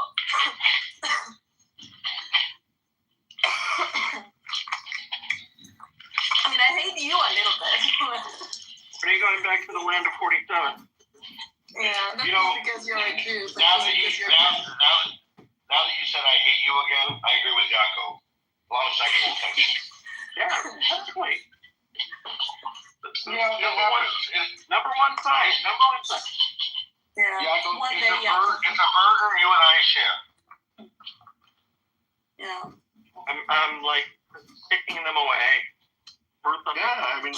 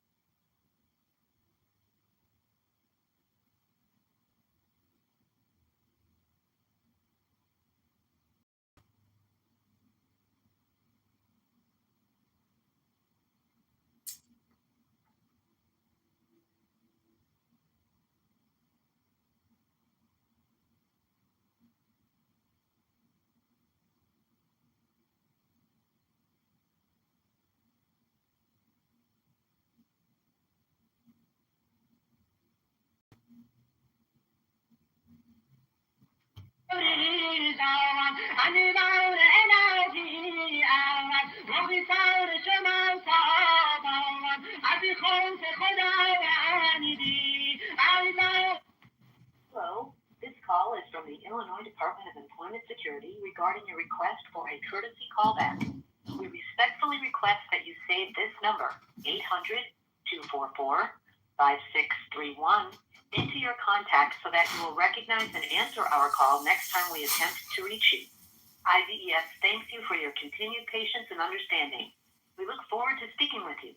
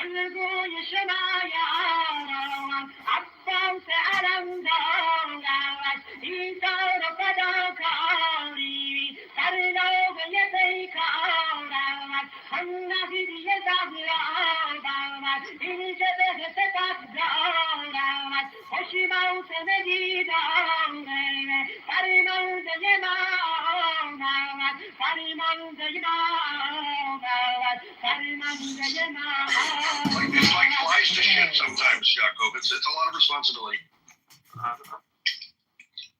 Who are you calling? Oh, shit. Who is the fly and who is the shit? You're the fly, I'm the shit. Yeah, exactly. We're the shit, you're the fly. That's anti-Semitic as well. Oh. I mean, maybe. It's like moth and flame. Who do you think is a moth and who do you think is a flame? Yeah. Anyway. Take some medicine. You sound terrible all of a sudden. I know, yeah. I already took a tablet right now. I think that my fever is back, but I'm not going to feel like shit anymore. My mindset is good. Like, I am strong, I am healthy, recovered. I am woman. I am woman. I was just Googling this. I was just Googling this thing that Daniel is going to watch, and I think it has like a vibe like the Book of Mormon.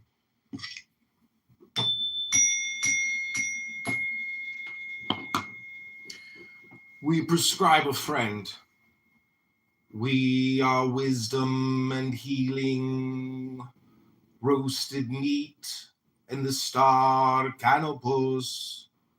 We are ground and spilled wine soaking in.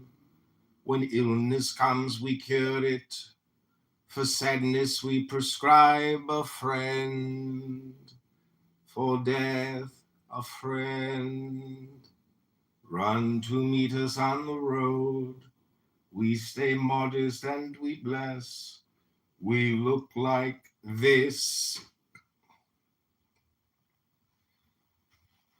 But this is a tree. And we are morning wind in the leaves that makes the branches move.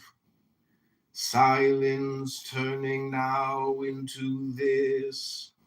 Now that. It says a popular musical comedy in Israel titled The Chabadnikim, also known as The Hasidic Couple, premiered in 2022. The show is about two 23-year-old twin brothers from Kfar Chabad who must find brides. When one brother cannot find a match, they both venture into the secular world of Tel Aviv, leading to a comedic clash of cultures. Sounds very similar to the Book of Mormon. Oh yeah, it says here. It says, musical comedy often compared to a Jewish Book of Mormon. Wait, is Due to that the its play? lighthearted satire of religious life. What? Is that the play or a movie? No, a play, a musical. A gay musical or just the musical? Musical. It says tackles serious social issues including homosexuality within Hasidic communities, immigrant workers, and the shidduch, the matchmaking system. All with a humorous and light touch. Oh, they should bring this thing also to the West.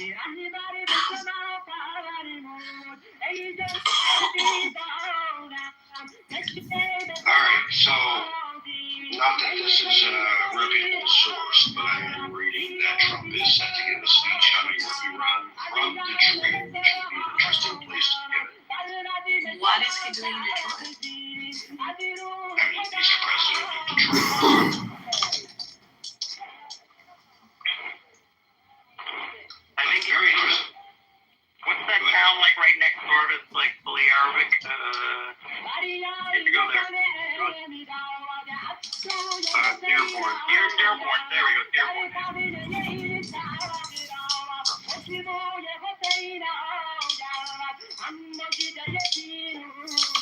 At what time does it say?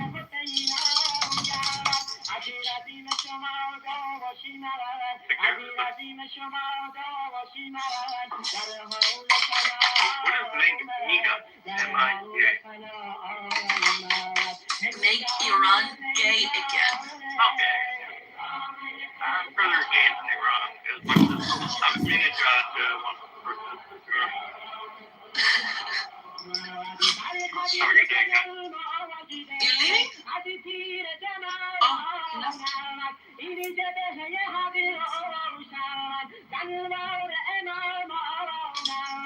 Also, they're doing European dates, a tour. I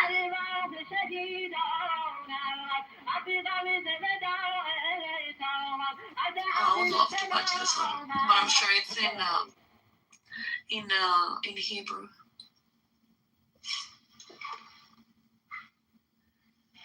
Oh, it says for Israeli productions. Oh no.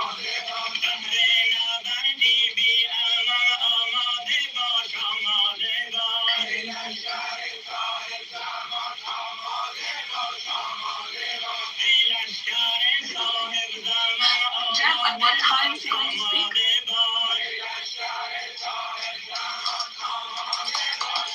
I don't have that information.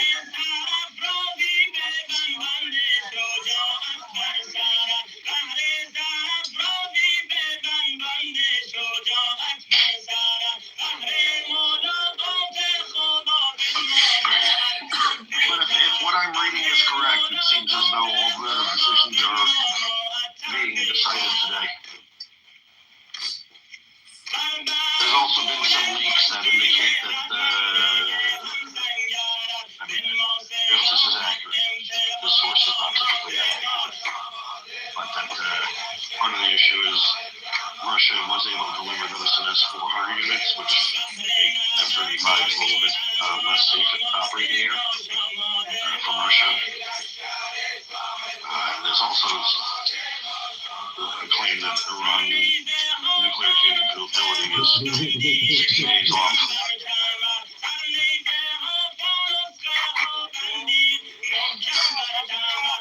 Yeah, I also don't think that we will ever know when they're going to strike. He always likes the element of surprise.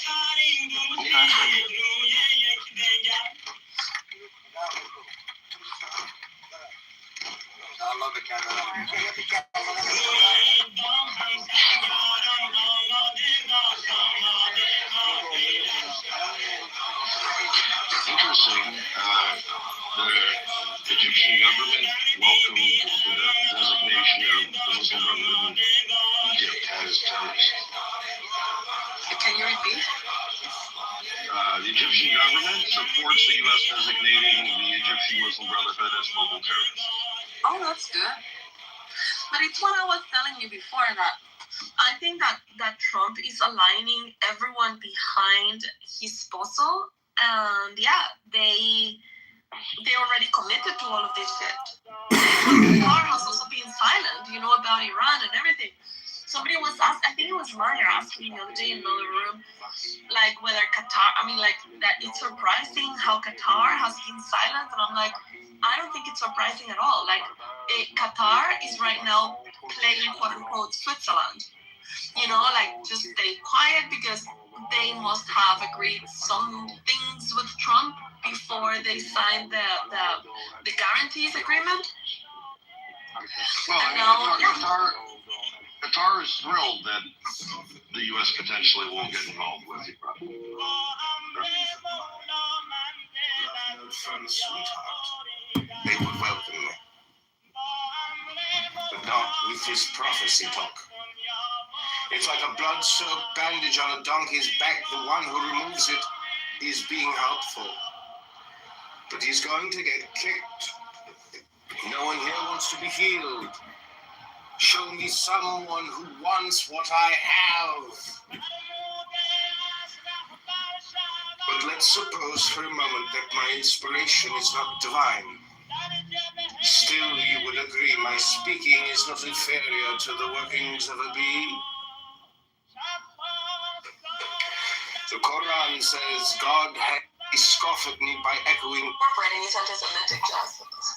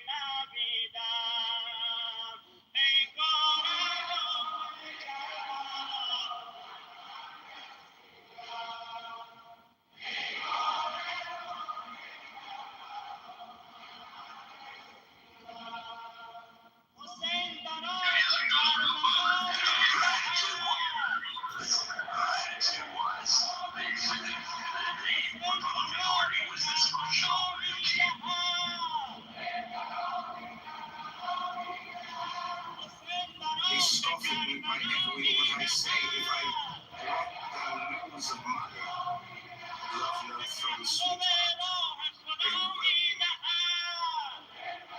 But not with this prophecy talk. It's like a blood-soaked bandage on a donkey's back. The one who removes it is being helpful. But he's going to get kicked. No one here wants to be healed. Show me someone who wants what I have. And the Arabs have no love, no affection for Iran at all. But do you think it is true, or it is just like conveniently in the strategic view, of their alliances, economic alliances in the world? Because they're still Islam, and they still support each other. So you have to remember that the Sunni don't see Shias as really being Muslim. Or at best, they see them the same way you see Protestants, right?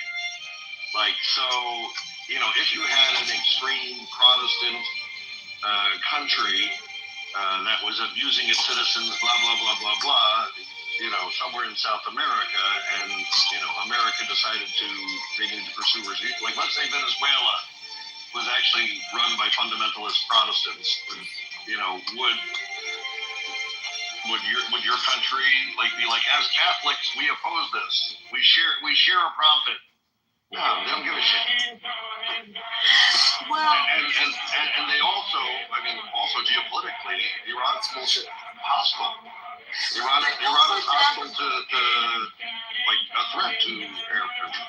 Yeah, but also just Islam doesn't. Hold on a second, Faisal. Islam sees the religion in a different way than Christians do, and for them it is more important to have Muslims and have them doing the right thing the right way, but ultimately Islam is over any other interest. Like, they're not gonna go and, actually they kill each other. Sorry, go ahead, Faisal. Why do we have almost 2 million Saudi Shias in Saudi Arabia? That's more than the population of Shias in Lebanon, Kuwait, Bahrain, and another country combined. If that's I don't know what that's responsive to.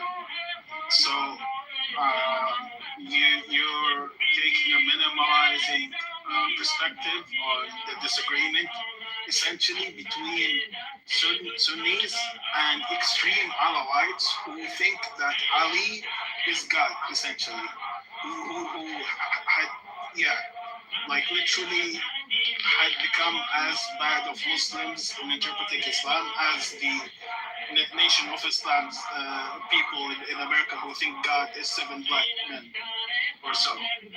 Other than that, people who just have more reverence, Shias, who have more reverence to the family of the Prophet, Sunnis see them as other Muslims, but they differ in some theological respect in Islam. So maybe it would help to understand what I was responding to.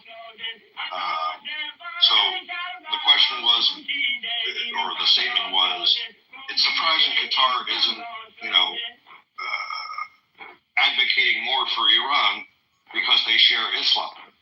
And my point was, yes, they share Islam, but they don't share the same Islam, and therefore they're not likely to advocate to support Iran because they don't care that much about Shia or a Shia country that they see as being kind of an apostate version of Islam. That's what I was responding to. Does that make more sense to you now, Faisal? It discounts whether foreign affairs minister will speak out every time an American attack happens on Iran, like Saudi Arabia does the same. They speak up against it. They don't just like Iran, and therefore the geographical area around them just to be messed up by those. Okay, I'm not really sure what that's responding to, but sure, they write a note after the fact. That's true.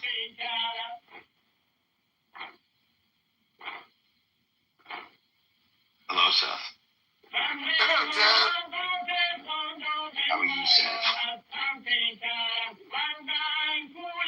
better after this coffee. I'm not.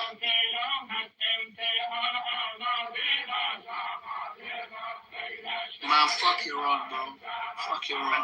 And most of the Gulf countries have a sizable Shia population. And it's not, it doesn't make sense that these countries just see themselves as Sunni countries and they want to speak out for the Shias. That's not the case. No, I mean, I'm not suggesting that they are ethnically cleansing Shia in Sunni countries, but they definitely see themselves as Sunni countries, with the exception of, I always forget the name of that little island. I want to say Baghdad, but that's not right. What's the little island I'm thinking of?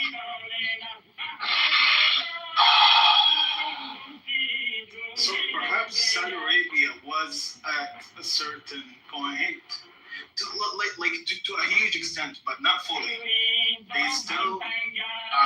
for example, allowed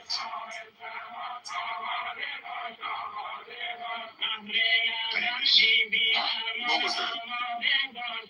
He's also in real life and had to say Assalamu alaikum. I agree to the number. Anyways, they allowed Shias to continue to practice their faith under the table, essentially, through the Wahhabist time.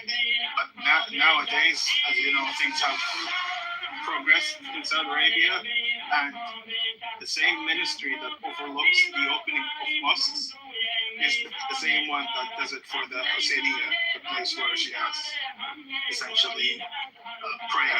I'm not suggesting there's widespread. I'm not suggesting there's widespread oppression of Shias throughout the Sunni world.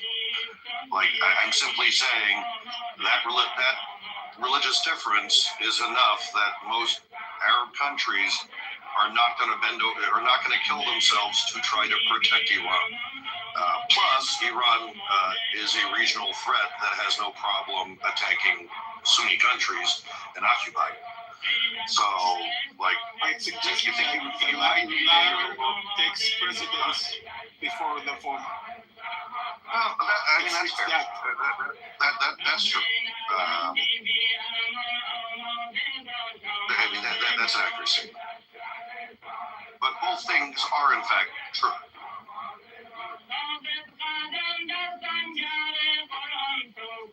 I mean, the only place you really see hostility between Sunni and Shia inside of a country to any magnitude, I mean, I guess in Iraq you still have it, and also Lebanon. But besides that, well, I guess also Syria.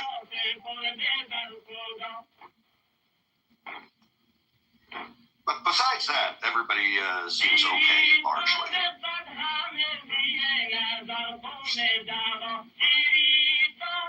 What is that? Why? I don't know why I can never remember the name of this fucking little country. I keep saying that majority of Muslim people are no different than the average Christians. Like, they practice their religion every once in a while. Perhaps they go to the mosque, perhaps they don't, or so on. But their everyday life is not all that much different for other sects of Islam. So that's where the tolerance comes from. Yeah. I mean, I think in the ways that that's true, it's very true. I think there's also some ways that Muslims are different, but you know, it is what it is. I think most people at the end of the day are like fairly moderate in their approach and things. But you know, certainly there's a difference in ideology. So, you know, to be a moderate Christian just means you don't go to church very much. To be a moderate Muslim also means you don't go to mosque very much. But, you know, at the end of the day, the ideal of Christianity and the ideal of Islam are very, very different ideals. So being a moderate Muslim probably means you don't support terror. Or at least not that much, or maybe you don't support it that often. Or like you understand where it comes from, but you don't think it should go to that extreme. I mean, yeah, if you're informed, but I mean, the ideals of the theology, unfortunately, do promote it. So yeah, in practice, people are pretty much the same, mostly, but the ultimate goals of the worldview of Christianity and Islam are very different. So I do appreciate moderate Muslims for not being less moderate, because less moderate Muslims are very dangerous. Less moderate Christians just don't dance. There you go. I mean, well, I don't know. The Christians occasionally bomb an abortion clinic. I mean, there is that. Well, I don't know if they're theologically that different and they're cool, you know what I mean? Well, that's because you're a dumb cunt of these. I just think it's, you know, I mean, at the end of the day, you know, at the end of the day, when did Jesus lead an army and massacre the inhabitants of another country? Well, you know, I mean, it manifested itself as the Crusades. You know, that's not exactly wholesome. Okay, was that Jesus? the Islamic expansion, 80% of the Islamic expansion of the religion was post the death of the Prophet Muhammad, peace be upon him.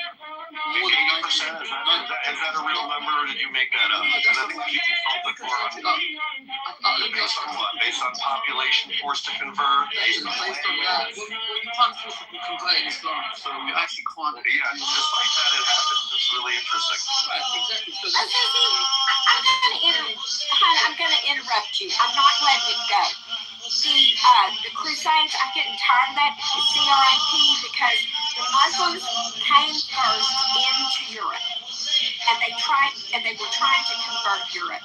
They went into Spain. Mm-hmm. It was a reaction to that, so just let that argument go. But is it a forced conversion? That's the question. I mean, you're allowed to there were forced conversions in Andalusia. Yes, 100%. Well, what you need to think about is the fact, like, say for example, you have a friend, right, and he tells you. I don't need to think about it. It was forced conversion. Hear me out. It was forced conversion. Right. So Andre, it was forced. For two reasons. I'm conceding. Number one, it was under stress, population under stress, and secondly, it was okay. I'm conceding it was forced, but you're not listening to my point. Imagine you have a friend and he tells you he's vegetarian, and then he keeps going to a steakhouse, right? And and then he happens to just go on a killing spree one day. You wouldn't say, "Oh, I just don't like vegetarians." You know what I mean? It's kind of like. Well, it really depends. If my friend was reading a book and finding wisdom and knowledge in this book written by a vegetarian who had and in this book it talked about how this vegetarian actually led a killing spree of meat eaters all over South America, ultimately taking power over 80% of South America, where they banned the eating of meat unless you paid a special tax.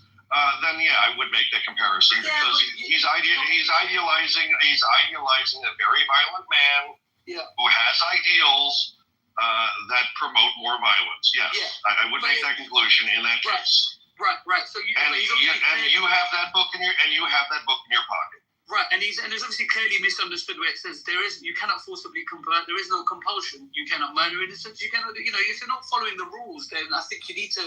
It's like. We can't be mad at. We're not mad at the Beatles for being inspired by Helter Skelter when Charles Manson went on a killing spree, right? We're not mad at the Beatles. We're not mad at. No, we're not mad. We're not mad at the Beatles, but for the death of Sharon Tate. Yeah, I mean, you're not. I mean, the great sign that I've made a good point is when you try to change the subject or try to push the goalpost. No, the fact of the matter is, your example with the vegan is really good. If he was a follower of a violent vegan expansionist like Muhammad was.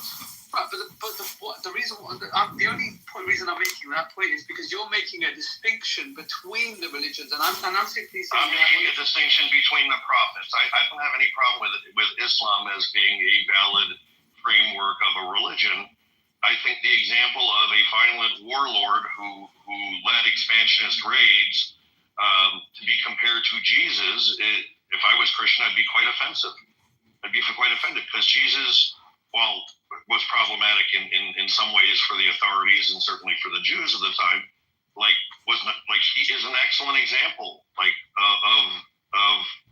that. I think Christians should be proud to try to emulate. I agree. Whereas Muslims, many of which are fine people, in spite of the fact that they're taught to emulate their perfect prophet, who committed mass atrocities on free continents. Jesus was a pacifist, and the Prophet peace be upon him, Prophet Muhammad peace be upon him, he was a leader in a time of war. So they're Muslim, you know what I mean? So very Muslim. He initiated all those wars. You read the Quran? This is what kills me about Muslims. You're kuffar. You're going to mischaracterize the Quran just to protect the image that you think the Westerners need to hear about Islam. Be proud. He was a very I'm very proud of the battles that he won. I'm very proud. Don't have to see it. No, I'm very proud. That's a very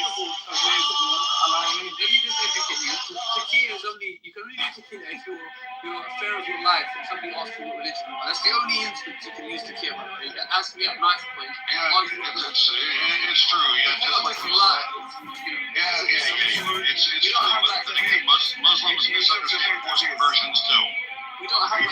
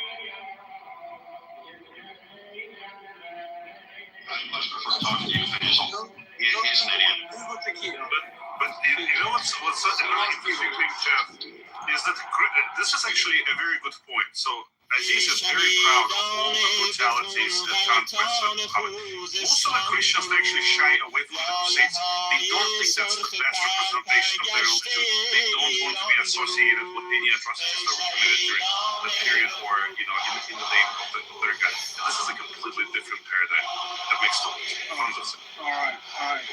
So if we know the years that the prophet was born in, we call it in Arabic. You know what it's called? What is it called? What year he was born? It's termed regardless of what is the number of it. Like it's termed. I forget the term. You're talking about drop 42, but I don't know if that's when he was born. It's called Am al-Fil. That translates to the year of the elephant. And why was it called that? Because it was told that by that year, on the very same year before the prophet was born, an Abyssinian general came into Mecca, to the region with an army led by him on an elephant. He was trying to take over. So to say that the prophet or the people of the prophet initiated wars, they didn't feel threatened by multiple expanding kingdoms. Well, you have the Romans, you have the Persians, and even the Abyssinians, even the Africans didn't leave them. It's a bit silly. Like, to take the context of that, in any day you would have been annexed essentially and been eaten by other growing powers. So I think it's really only a happenstance of history that Jesus died a bit too early, for him to grow the numbers of his followers and for him to be a leader and then act on for the defense of his followers and people. Like, I think it's only a matter of happenstance. Like, you can't just say, that perfect child didn't kill anyone. He died when he was 3 years old. Like, obviously, if things didn't play out on an equal footing for you to compare two people, then you can't just say, that the person A didn't do this and that, when he didn't live long enough to prove that he actually would never be able to be these expansionist motives. Bearing in mind, the prophet was part of a tribe called the Quraysh, who were a noble tribe. They were considered like wealthy in the region, and he projected his nobility to the common man. He said, "We are the same." That's why we walk around the Kaaba. When we walk around the Kaaba, that was the destruction of the idols. There was actually idols within the Kaaba, the black box that we walk around. This is the representation of the end of polytheism, and the idol of the oneness of God.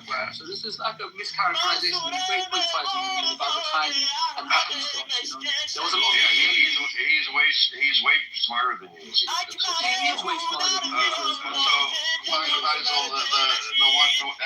Your argument that if Jesus lived longer, he might have been made in other places is like kind of a silly argument. But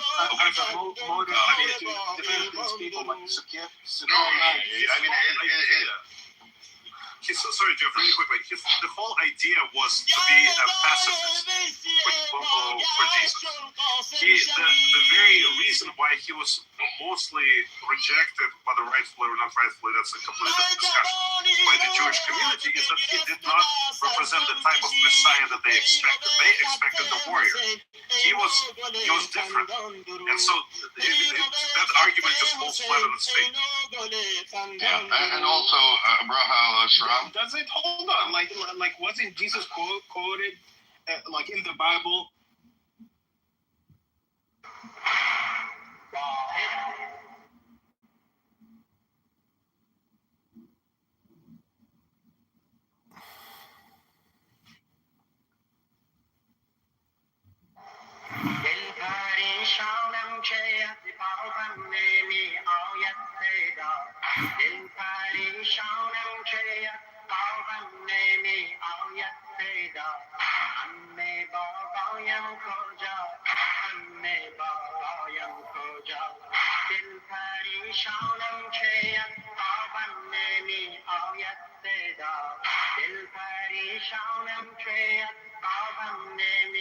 بیاید صدا عمه بابایم کجا عمه بابایم کجا من نمیخوام جدا گردم ز دشت کربلا من نمیخوام جدا گردم ز دشت کربلا عمه بابایم کجا عمه بابایم کجا عمه میسوزد دلم بابم چرا نامد ز جنگ عمه میسوزد دلم بابم چرا نامد ز جنگ گر بیاید میکنم گر بیاید گیرم در بغل من سنگ و سنگ گر بیاید گیرم در بغل من سنگ سنگ شو برون از خیمه بین بابم چرا کرده درنگ شو برون از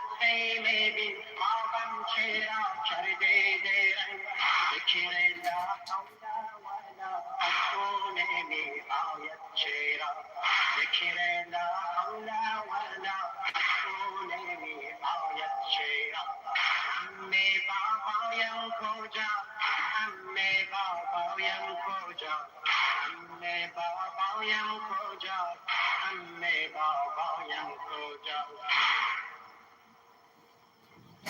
در نموده تشنگی قلب مرا عمه کباب من نمیخوام در این دشت بلا یک قطره آب جای آب و جای نان عمه به من فرما جواب جای آب و جای نان عمه به من فرما جواب ده به من یک پاسخی عمه تو از بحر خدا ده به من یک پاسخی عمه تو از بحر خدا عمه بابایم کجا عمه بابایم کجا عمه بابایم کجا عمه بابایم کجا عمه دیدار پیدر آب حیاتم میدهد عمه دیدار پیدر آب حیاتم میدهد چهره نورانیش از غم نجاتم میدهد چهره نورانیش از غم نجاتم میدهد جای عمویم پیدر آب فراقم میدهد گر بیاید میکند ایران دفلان تو را شیهه عطف پیدر ای عمه می آید به گوش شوق دیدار پیدر بریدد سر من عقل و هوش این صدا می افکند در خیمه ها جوش و خروش کامد از میدان سالا فرستاده خیر النسا عمه بابایم کجا عمه بابایم کجا عمه بابایم کجا عمه بابایم کجا عمه بابایم کجا بر زمین ای گلجنا فرقد انسان میزنی پای خود را بر زمین نالان و گریان میزنی با غم از زخمی فوزون در قلب طفلان میزنی در حرمت شیهه شد محشر کبرا بپا عمه بابایم کجا عمه بابایم کجا عمه بابایم کجا عمه بابایم کجا گلجنا در کوچه را زینت چنین شد واژگون کوچه را ای بابا با جان تو گشته پرسه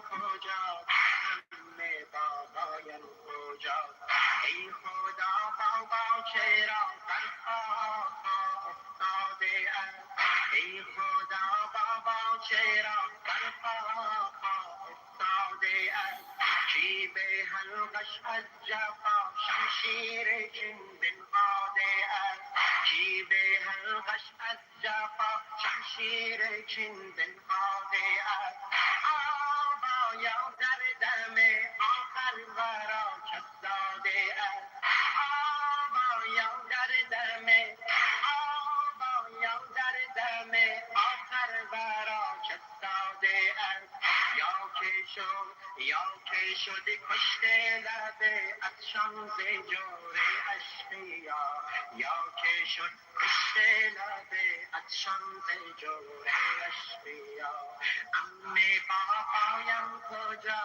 امه بابایم کجا امه بابایم کجا امه بابایم کجا بنبری سنشری سنبری سنشری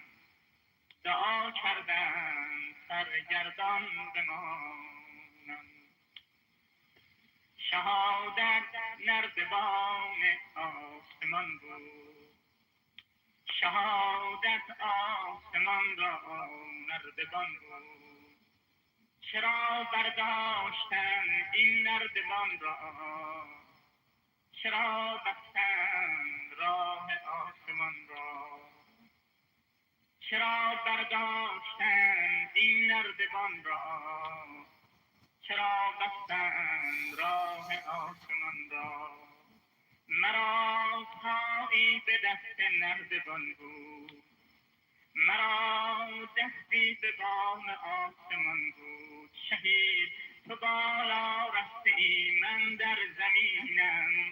برادر روسیا هم شرمگینم برادر روسیا هم شرمگینم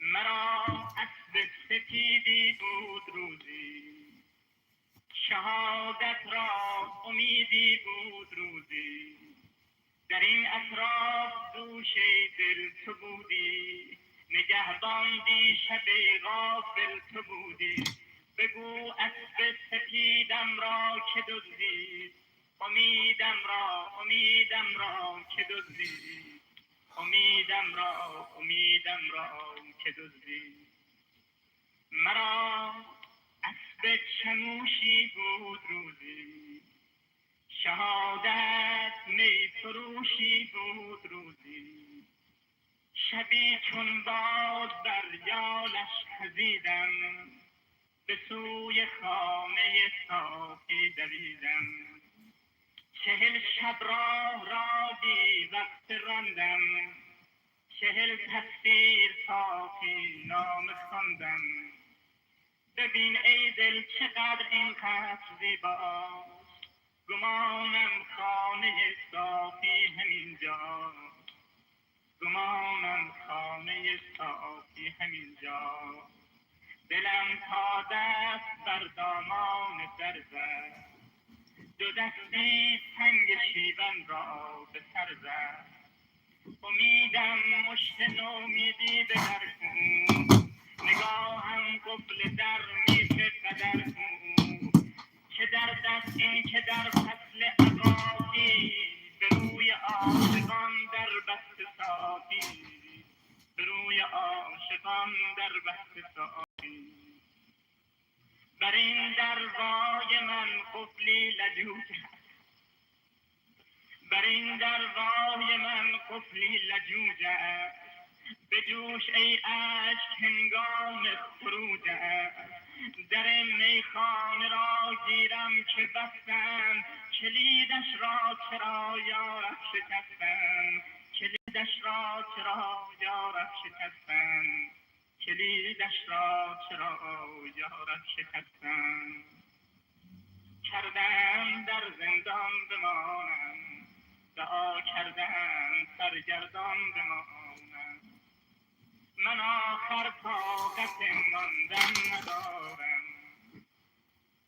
من آخر طاقت ماندن ندارم خدایا تا به جان کندن ندارم خدایا تا به جان کندن ندارم دلم تا چند یارب خسته باشد در لطف تو تا کی بسته باشد در لطف تو تا کی بسته باشد بیا باز امشب دل در بکوبیم بیا این بار محکم تر بکوبیم بیا باز امشب دل در بکوبیم بیا این بار محکم تر بکوبیم مکوب ای دل به تلخی دست بر دست در این قصر بلور آخر کسی هست در این قصر بلور آخر کسی هست بکوب ای دل که اینجا قصر نور است بکوب ای دل مرا شرم حضور است بکوب ای دل Hey, Honey Badger. Look who's here, Mr. Big Guy. How's the most argumentative man in the world?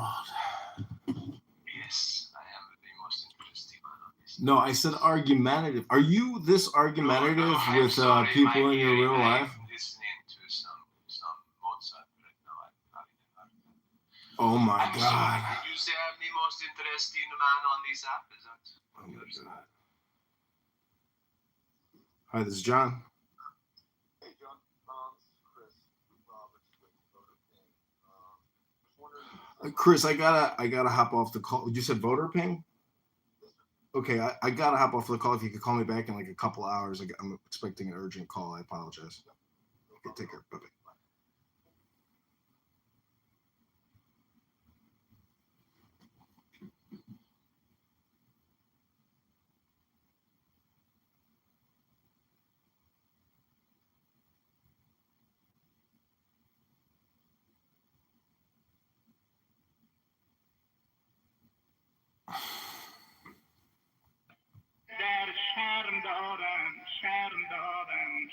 دارم بکوب ای دل که جای شک و زن نیست مرا هر چند روی در زدن نیست کریمان گرچه ستار العیوبند گدایانی که محبوبند خوبند گدایانی که محبوبند خوبند بکوب ای دل مشو نومید از این در بکوب ای دل هزاران بار دیگر دلا پیشای تا داغت بگویم به گوشت قصه ای شیرین بگویم برون آیی اگر از حفره ناز به رویت میگشایم سفره راز به رویت میگشایم سفره راز نمیدانم بگویم یا نگویم دلا بگذار تا حالا نگویم ببخش ای خوب امشب ناتوانم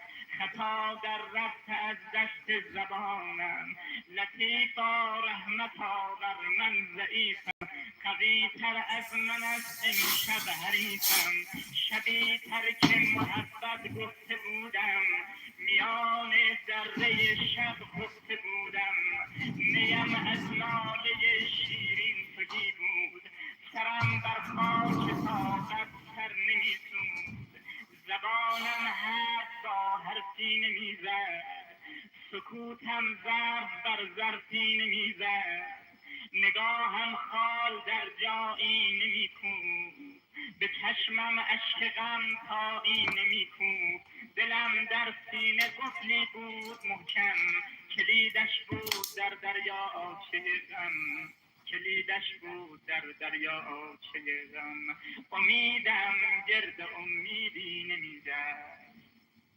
شبم دنبال خورشیدی نمیگشت حبیبم قاصدی از پی فرستاد پیامی با بلوری می فرستاد که میدانم تو را شرم حضور است مشو نومید اینجا قصر نور است مشو نومید اینجا قصر نور است الا ای عاشق اندوهگینم نمیخواهم تو را غمگین ببینم نمیخواهم تو را غمگین ببینم اگر آه تو از جنس نیاز است در باغ شهادت باز است در باغ شهادت باز است در باغ شهادت باز است نمیدانم که در سر این چه سوداست همین اندازه میدانم که زیباست خداوندا چه درد است این چه درد است که فولاد دلم را آب کرده است مرا ای دوست شرم بندگی کش چه لطف است این مرا شرمندگی کش چه لطف است این مرا شرمندگی کش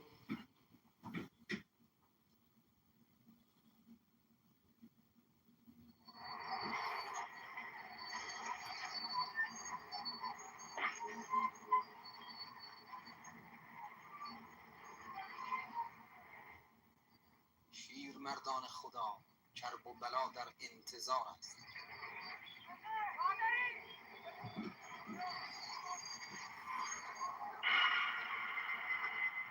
قسمت دوم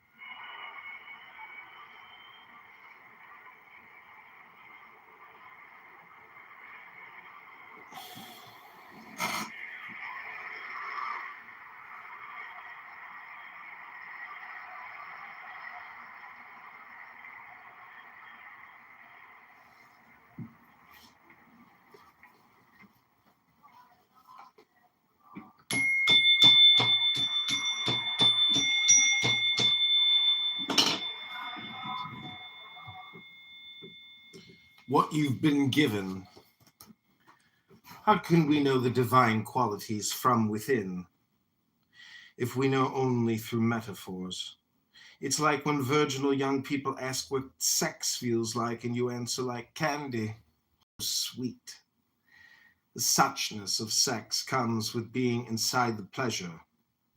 So whatever you say about mysteries, I know or I don't know. Both are close to being true. Neither is quite a lie. Someone asks, do you know the prophet Noah? You may answer, well, I've read stories in school. I've heard the legends that have come down. But only someone in Noah's state can know him. Now I hear a theologian reacting, don't get stuck in that ditch. What you have just said is absurd. And the King of Saints, the Qutb, replies, any state other than what you have experienced seems absurd. You have had certain visions. Before them, did not mysticism sound ridiculous? What you've been given has released you from prison 10 times. And won't this empty desert freedom you feel now someday be confining?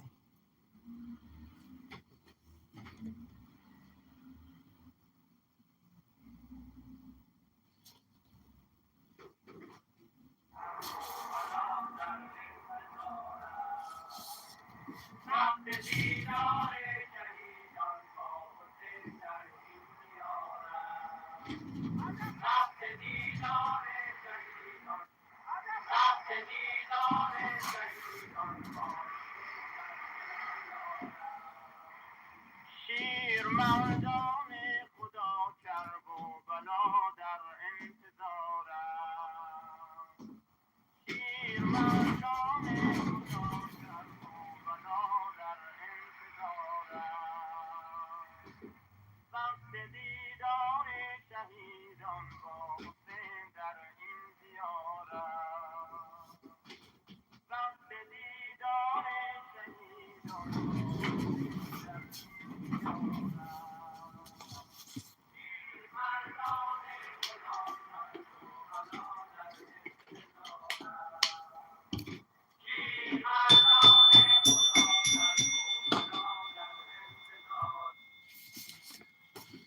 Now I lay me down to stay awake. Pray the Lord my soul to take into wakefulness so that I can get this one bit of wisdom clear. Grace comes to forgive and then forgive again.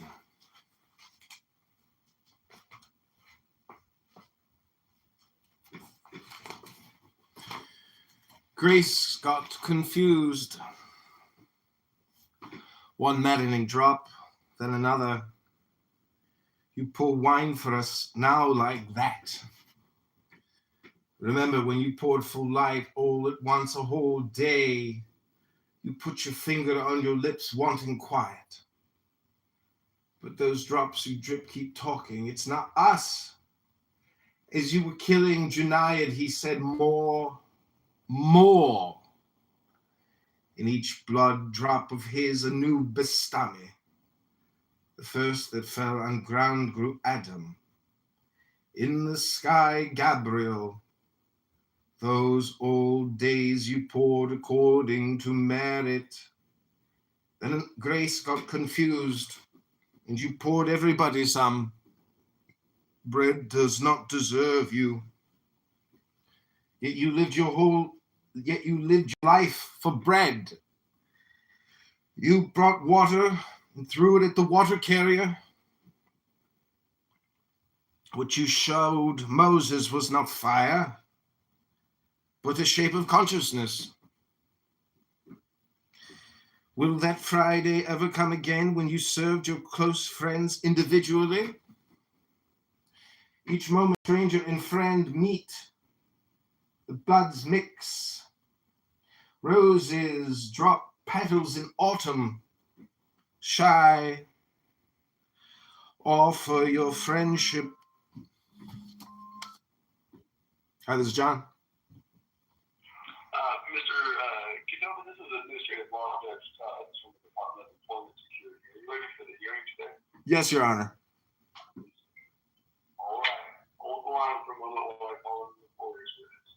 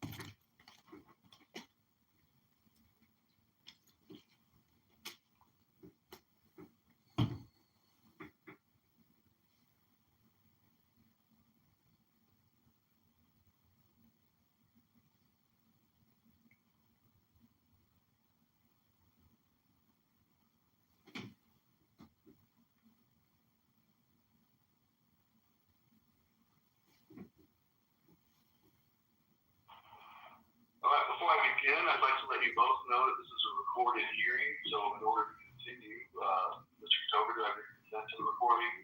Yes, Your Honor. All right, Mr. Bureau, do I have your consent? Yes, Your Honor. All right, thank you. So this is a hearing before the Illinois Department of Employment and Security Appeal Division. The docket number that I have for today is 2530974. Even though this hearing is conducted over the phone, it is a formal hearing, and as such, any testimony that the witnesses provide today that needs to be taken under an oath or affirmation. So at this moment, I'm going to ask that you both raise your right hand while I administer this oath. Do you solemnly swear that the testimony you're about to provide is the truth, the whole truth, and nothing but the truth? Mr. Kitover, is that your oath? Yes, Your Honor. All righty. And Mr. Bureau, is that your oath? Yes, Your Honor. Thank you. Let the record reflect that today's witnesses have taken the oath. So this hearing is being held today, January 13th, 2026, before Judge Tubbs at the Division Office in Springfield, Illinois. This hearing concerns, or my first order, this hearing concerns an appeal from an employment security local office determination that was dated April 29th, 2025. That determination held that the evidence shows that the claimant was discharged from IRS because he was absent from work. He was absent without leave and failed to follow established leave procedures from November 2024 to March 2025. And since the reason the claimant was discharged constituted a violation of a known and reasonable company rule, the claimant was discharged for misconduct connected with the work, and the claimant is ineligible for benefits from March 23rd, 2025, and will be determined ineligible until he meets the eligibility requirements. A section of law that applies is Section 602A of the Unemployment Insurance Act. And 602A provides that an individual shall be ineligible for benefits for the week in which he has been discharged for misconduct connected with his work, and thereafter until he has become reemployed and has had earnings equal to or in excess of his current weekly benefit amount, which is £4 a week. So, Mr. Kitover, do you understand what that determination I just read means? Yes, Your Honor. All righty. And Mr. Bureau, do you also understand what that determination means? Yes, Your Honor. All right. Well, Mr. Kitover, this determination does go a little further, and it states that if you disagree with this determination, that you may submit your request for an appeal in writing, and it must be submitted to the department within 30 calendar days after the date this notice is mailed to you. So this notice was mailed to you on April 29th, 2025. That would have put a deadline to file your appeal on May 29th. I had your appeal received on September 22nd, which is about 4 months late. Is there a reason why your appeal wasn't filed in a timely manner? Yes, Your Honor. One of a fact is I was terminated May 30th, 2025. And so that's technically my last day with the IRS. The reason why it was filed late was because I uploaded it to the Illinois Department of Employment Security website, and it said received. So I was expecting a response via mail. I never got the response, so I called up. He was shocked that I was calling so late, and I was under the understanding that it was received. So I mailed it in, and then I got a phone call back from an employee, and she explained to me the appeal process to the Board of Review and the steps that I was going to have to go to appeal this. And there were technical problems with the website, and I also was disconnected multiple times. I couldn't get through. Real quick here, Mr. Kitover, you understand that the website is not a way you can file an appeal. You have to either mail it or fax it. No, this was the. No matter what you do, you cannot upload an appeal and have a valid timestamp from either the Postal Service or we'll accept the one that's on the fax machine. But when you upload a document, there's no way to tell when you started to upload it and when the upload ended. Yes, Your Honor. It doesn't work that way. That's why we don't accept it. Not for pleadings, we can accept it for evidence, but it doesn't have the same same time constraints. But as far as pleadings go, you need to follow the rules that we have for pleadings. Yes, Your Honor. Please file the request by mail or fax at the address or fax number listed above. Yes, Your Honor. Your Honor, can I just add that my last day was actually May 30th, 2025, and I filed a new IDS claim on July 28th, 2025. And so even though I may have... Yes, Your Honor. Yes, Your Honor. Your Honor, I preemptively filed the claim mistakenly. My last day was May 30th, 2025, Your Honor. Okay, but I mean, we're just going based on when you filed your claim, right? You filed your claim in March. Your Honor, I wasn't actually discharged from the IRS service at that time, Your Honor. I was under a wrong impression. Do not care. You don't have to be discharged. You don't have to be terminated. You can still be employed to file a claim. Okay? Yes, Your Honor. The fact of the matter is, Mr. Kitover, is your appeal was filed late. What that gets us to is I don't have the authority to assume any jurisdiction over this matter because it was filed late. So I'm going to have to dismiss this case because I don't have a timely filed appeal as evidence in your case file. So I don't have jurisdiction authority to assume any jurisdiction over this matter. So I'm going to dismiss this case and provide a decision that says exactly that. This case was dismissed for a lack of jurisdiction because the appeal was filed late. Do you have any evidence to show that you did file your appeal following the rules in a timely manner or made an attempt to file the appeal following the rules in a timely manner? You can submit that evidence along with an appeal of my decision to the Board of Review. If you know how to do that, you have 30 days from the date that's going to be on my decision. So do you understand those appeal rights? Yes, Your Honor. All right. And Mr. Bureau, do you understand those appeal rights?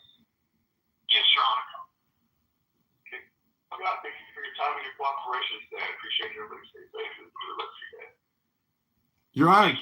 Your Honor, can I ask you a question? Sure. This was supposed to be the final adjudication under my understanding that I had already gone through an administrative hearing, and this was the appeal to the this was supposed to be the Board of Review appeal with Katie Newsham. Newsham. She does not work for the Board of Review. Katie Newsham is an administrative law judge, just like I am. She was unavailable for the hearing today. Instead of rescheduling your hearing, I decided I'd go ahead and take it up for today, okay? Yes, Your Honor. Oh, I understand, Your Honor. If you read the Board of Review decision says that an inadequate transcript of the prior hearing cannot be prepared for their review. So they send the case back. I know this is last. Oh, I understand. Okay, I apologize, Your Honor. Thank you for explaining it. Okay, don't worry. I'm not messing up. I know what I'm doing. I appreciate it. Thank you. My letter in the mail, you'll be fine. Everybody have a nice day. Thank you, Your Honor.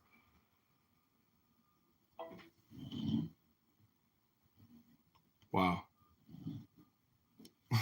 Can't believe my boss showed up to that. I know what I'm doing, buddy. What the fuck? Another trial? Oh my God. So I have to mail the evidence. I can't email it. Yes, Your Honor.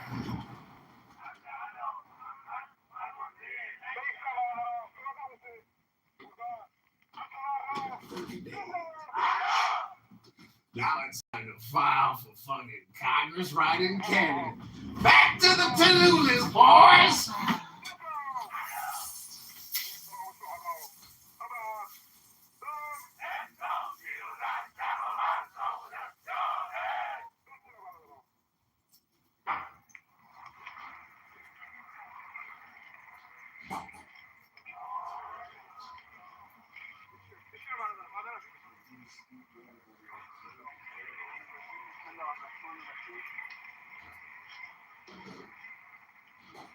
الحمد لله رب العالمين اللهم إياك نعبد وإياك نستعين ما خدمت به چهار گردانی که تو راهنمون سریع رسیدیم چند نکته مهم بود به برادران عزیز تذکر دادیم و اولین نکته احساس شرمندگی در مقابل عظمت روح، ایثار، صبر، شکیبایی و تقوای همه بندگان همتون الحمدلله رب العالمین بچه‌های عملیات ساده همتون فرمودید اینو خوب دقت کنید که هر کدومتون تک تک در گروه حاضر خواهید رول قومینوی 50 جنازه در آفرین ایمان شما لرزه وطن و فهمده لشکر فهمده قوا فهمده دفاع همه چی رو کردن صحنه عملیات برداشت‌ها دو تا اتفاق خیلی عجیب داشت. یک اتفاق حرکت سردار بود که بسیار یک اشتباه بزرگ شد. همزمان با عملیات برادر جردهی اشتباه برکنار. یک کودتا و یک حرکت در افسرهای رد بالا و اشتباه که شد خواستن سردار رو ترور کنن. سردار فهمید که بدون اعدام بدون ترتیب و زندگی من اتفاق برای شد. این حرکت سبب شد که سردار که نتونسته که مقابله دادن. همزمان با اون حرکت و حرکتی در لبنان اتفاق افتاد. خیلی حرکتی بزرگ.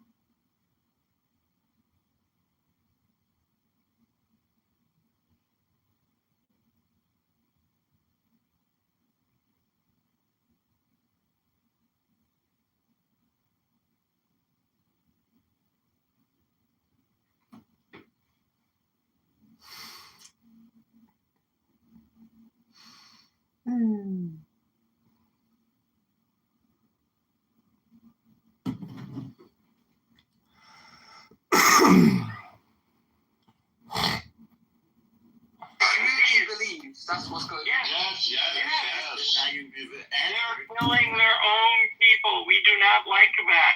But Don't you loads care of about people are that, killing. Aziz, or are you just numb to this killing No, of your own? but loads of people are What about killing you? their own people. Like, What about you? Well, let's talk about Iran for a second. Because loads of people are killing their own Don't you people. care about Iran killing their own I do people? care, I do care.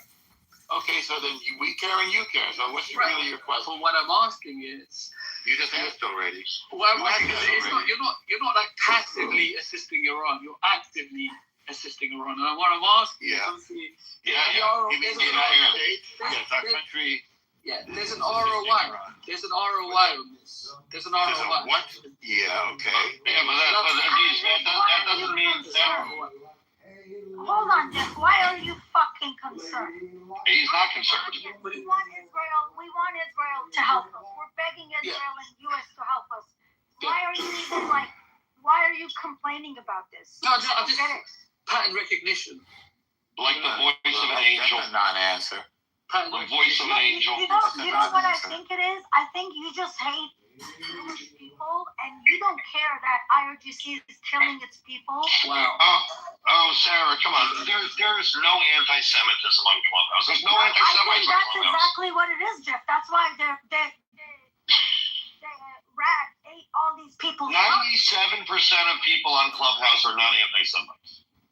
I don't know if my mom is alive or dead, Aziz. I don't know if my sister is alive or dead. Not because they don't have internet. Their cell phone towers are down. Homelands are down. Electricity's been out for 3-4 days. And you motherfuckers, you're not even Persian. Like, why don't you guys just shut the fuck up? We don't even want to hear you guys, like, talking about, oh, is it real? Is it real? Is this real? I'm not talking about Israel right now. For the moment, I don't know why we're talking tell about me Israel. which one of my family members were killed this time. But why are we talking about Jews? Like, I never mentioned the Jews. I never mentioned the Jews. Like, I don't get, like... No, she said, is it real? She didn't say Israel. You Israel. Is it real? He's always got Israel on the mind. He's enraged. Aziz, people don't have electricity. Must be hard to sleep at night when you're constantly thinking about it. Darling, they've been sanctioned. They've been Aziz, sanctioned for a very long it's time. not Israel sharing the video of the dead people. It's Iran. It's IRGC. The government is sharing these videos to intimidate people. They're sharing the videos of them acting Yes. that they're in a fucking war zone shooting at people. Let me go bring you a link. It's in Farsi. You have to go and have an AI translate it for you. But they are on the state TV. People who are in charge. They're saying we're gonna kill every single one of you guys. They are saying it. You think this is a Yeah, that's terrible. What do you... This is their TV. This has nothing to do with internet. It's not AI. They are sharing this stuff on the... Do you think this is your first regime change? What are we doing here? What does that have to do with it? What does that mean? Well, it has everything to do with it. I mean, that's Well, what what it does it have is. to do with it? This is the first time we had an Islamic regime. That And is yes, the it was fucked up. It's going to be changed. Yes. What does It's it have never to do back. with it? So what did Mossadegh believe in? Do you know Mossadegh? What did he believe in? Who is he? Do you know? Do you know who that man is? Well, that's going back half a century and more. Right. That's not long. That's not a long time in the grand scheme. It's a very long time. So what? Well, you so were what alive, is it? Zulmi. So No, I wasn't alive, Azizi. Can't have been that long ago. And I have doubts about whether you're alive even right now. Well, I'm just about, surviving. Just about what? Yeah. Yeah. So what is the regime change? Norm, I gotta push back. I think you definitely were alive while he was in power. Yeah, he was. No, I don't think so. He was. I don't think so. It's not about what you Hold think. on a second. Let me see when he was actually deposed. You were alive while he was alive. I assumed he was in power until. Well, listen, regardless. Okay. Yeah. You missed him by a little bit, I think. That's what I said. More than a little bit. Well, But Aziz, I don't expect him to be able to do math any more than I expect him to be able to think or speak English. Well, like I'm saying, I'm just saying, I just don't see. I don't think Iran's going to prosper. Let's just put it that way at this point. Why not? It's not part of the play. Why isn't Iran going to prosper? Because it's not about the prosperity of Iran. Well, that's not the answer to what it's about. Why won't it prosper? Because it's not about. It was the post-53. I don't think Norton's quite that old. Yeah, it's about the destabilization. Doesn't it bother you that you don't really have any thoughts, Aziz? No, I'm telling you, it's about the destabilization, not the stabilization. Well, wait, why won't it prosper? Because it's not supposed to. Who? I'm going to say something wild. Can we maybe table this idiot and let Sarah tell us about what's going on with her family? Yeah, let's talk to somebody who actually has thoughts. Yeah, let's talk to Sarah. It's destable. What's going on? What are you hearing? Jeff, I don't know. I'm not joking with you. No one is talking to anyone. No one knows what's going on. I have I have a family member that he lives in Turkey. Like he lives between Tehran and Turkey, and I know he's in Turkey because he was posting stories and stuff, right? So I messaged him yesterday, asked him if he has heard. It's like a family, like a distant family, but we grew up all together. We were like very close friends. So I messaged him. I said, have you heard of anyone? Like, have you talked to anyone? I don't know a single person, Jeff. I do not know a single person who has talked to anybody. And so he told me his daughter was able to call him last night for like a minute or something. And she told him that people are still out. Nothing has happened. Nothing has happened, meaning people haven't taken over the city or anything. And it's really bad. That's the only thing she was able to tell him. And then they lost connection. For some. Yeah, I heard from one friend whose family is in Iran, and they were able to get her, I think, last night, briefly. For like an hour, some people had their cell phone, they could call from Iran to outside directly, for just like 30 minutes or an hour. Yeah. So some people are getting, brief calls out occasionally.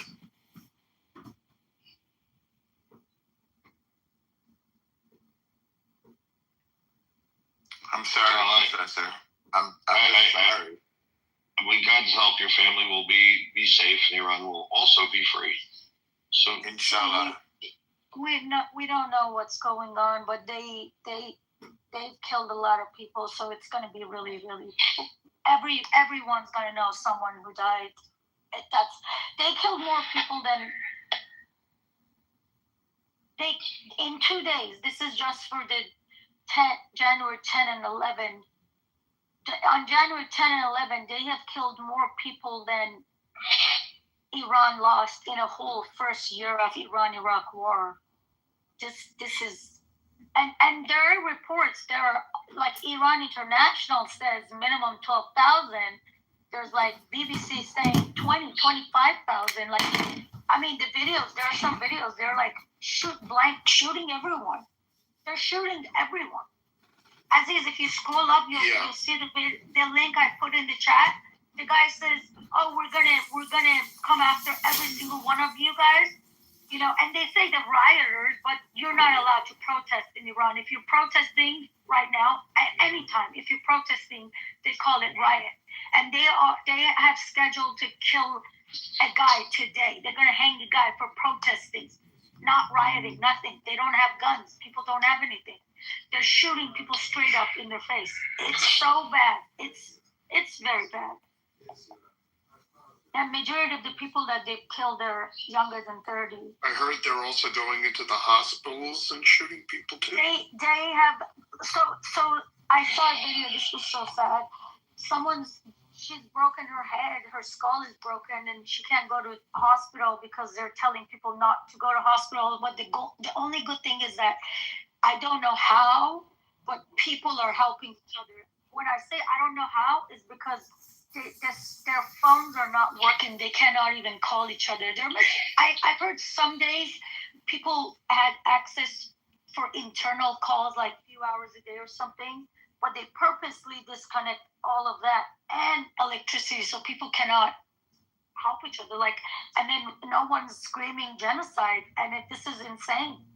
And then there was a news, article on Facebook, and all they said was that the Iran international news source says minimum 12,000 people been killed.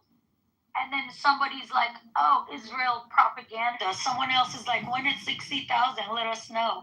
And then these are the Palestinians. So it's like, if there is a propaganda, Aziz, it's the propaganda that these Islamist countries, they play. And the only reason they say that is because the people of Iran, it's okay for them to die because the government is defending Islam. Even those who claim they're not terrorists, they shut their mouth to support Islamic terrorist, actions. Otherwise, where are these people? 53 Muslim countries, everybody has shut their mouth. Nobody has said anything. Nobody.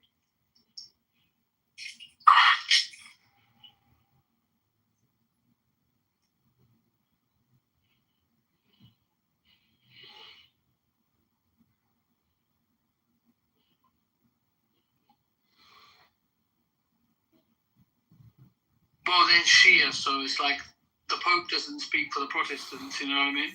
That kind of stuff.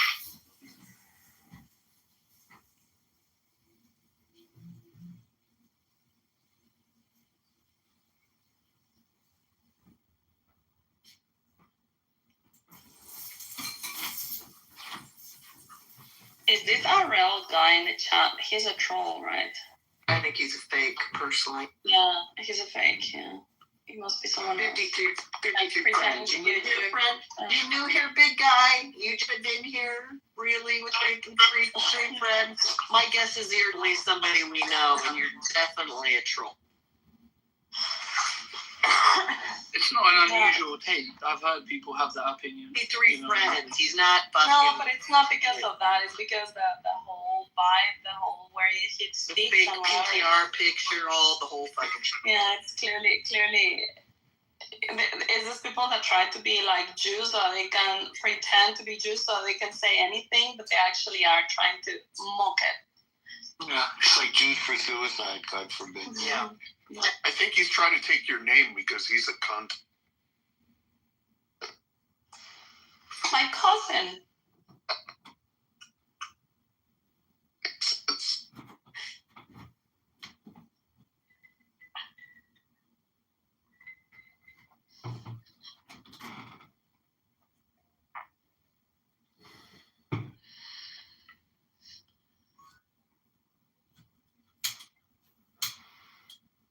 I'm getting very impatient about Trump doing something.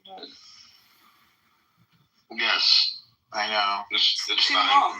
I see lots of planes in the area. Like what kind of planes are they? Because the airspace for commercial I planes see is closed, some right? military airplanes around the area near Iran. Like really close. You see a lot of militaries? 6 military planes, huh? Yeah, I don't even think this is. Oh wait. Okay, no. But there is a lot less traffic in there today. Right now. Oh yeah, but there's still military aircraft. You know what? I don't think any of. No. I don't know about the military. No, there is a flight going from Tehran right now.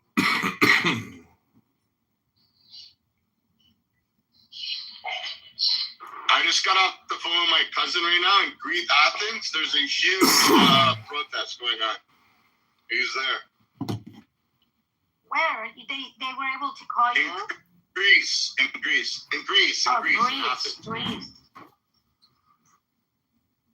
Pro-Iran protest? Of course, yeah.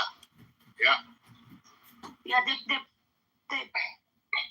protest outside Iran has been huge. I've never seen anything like this.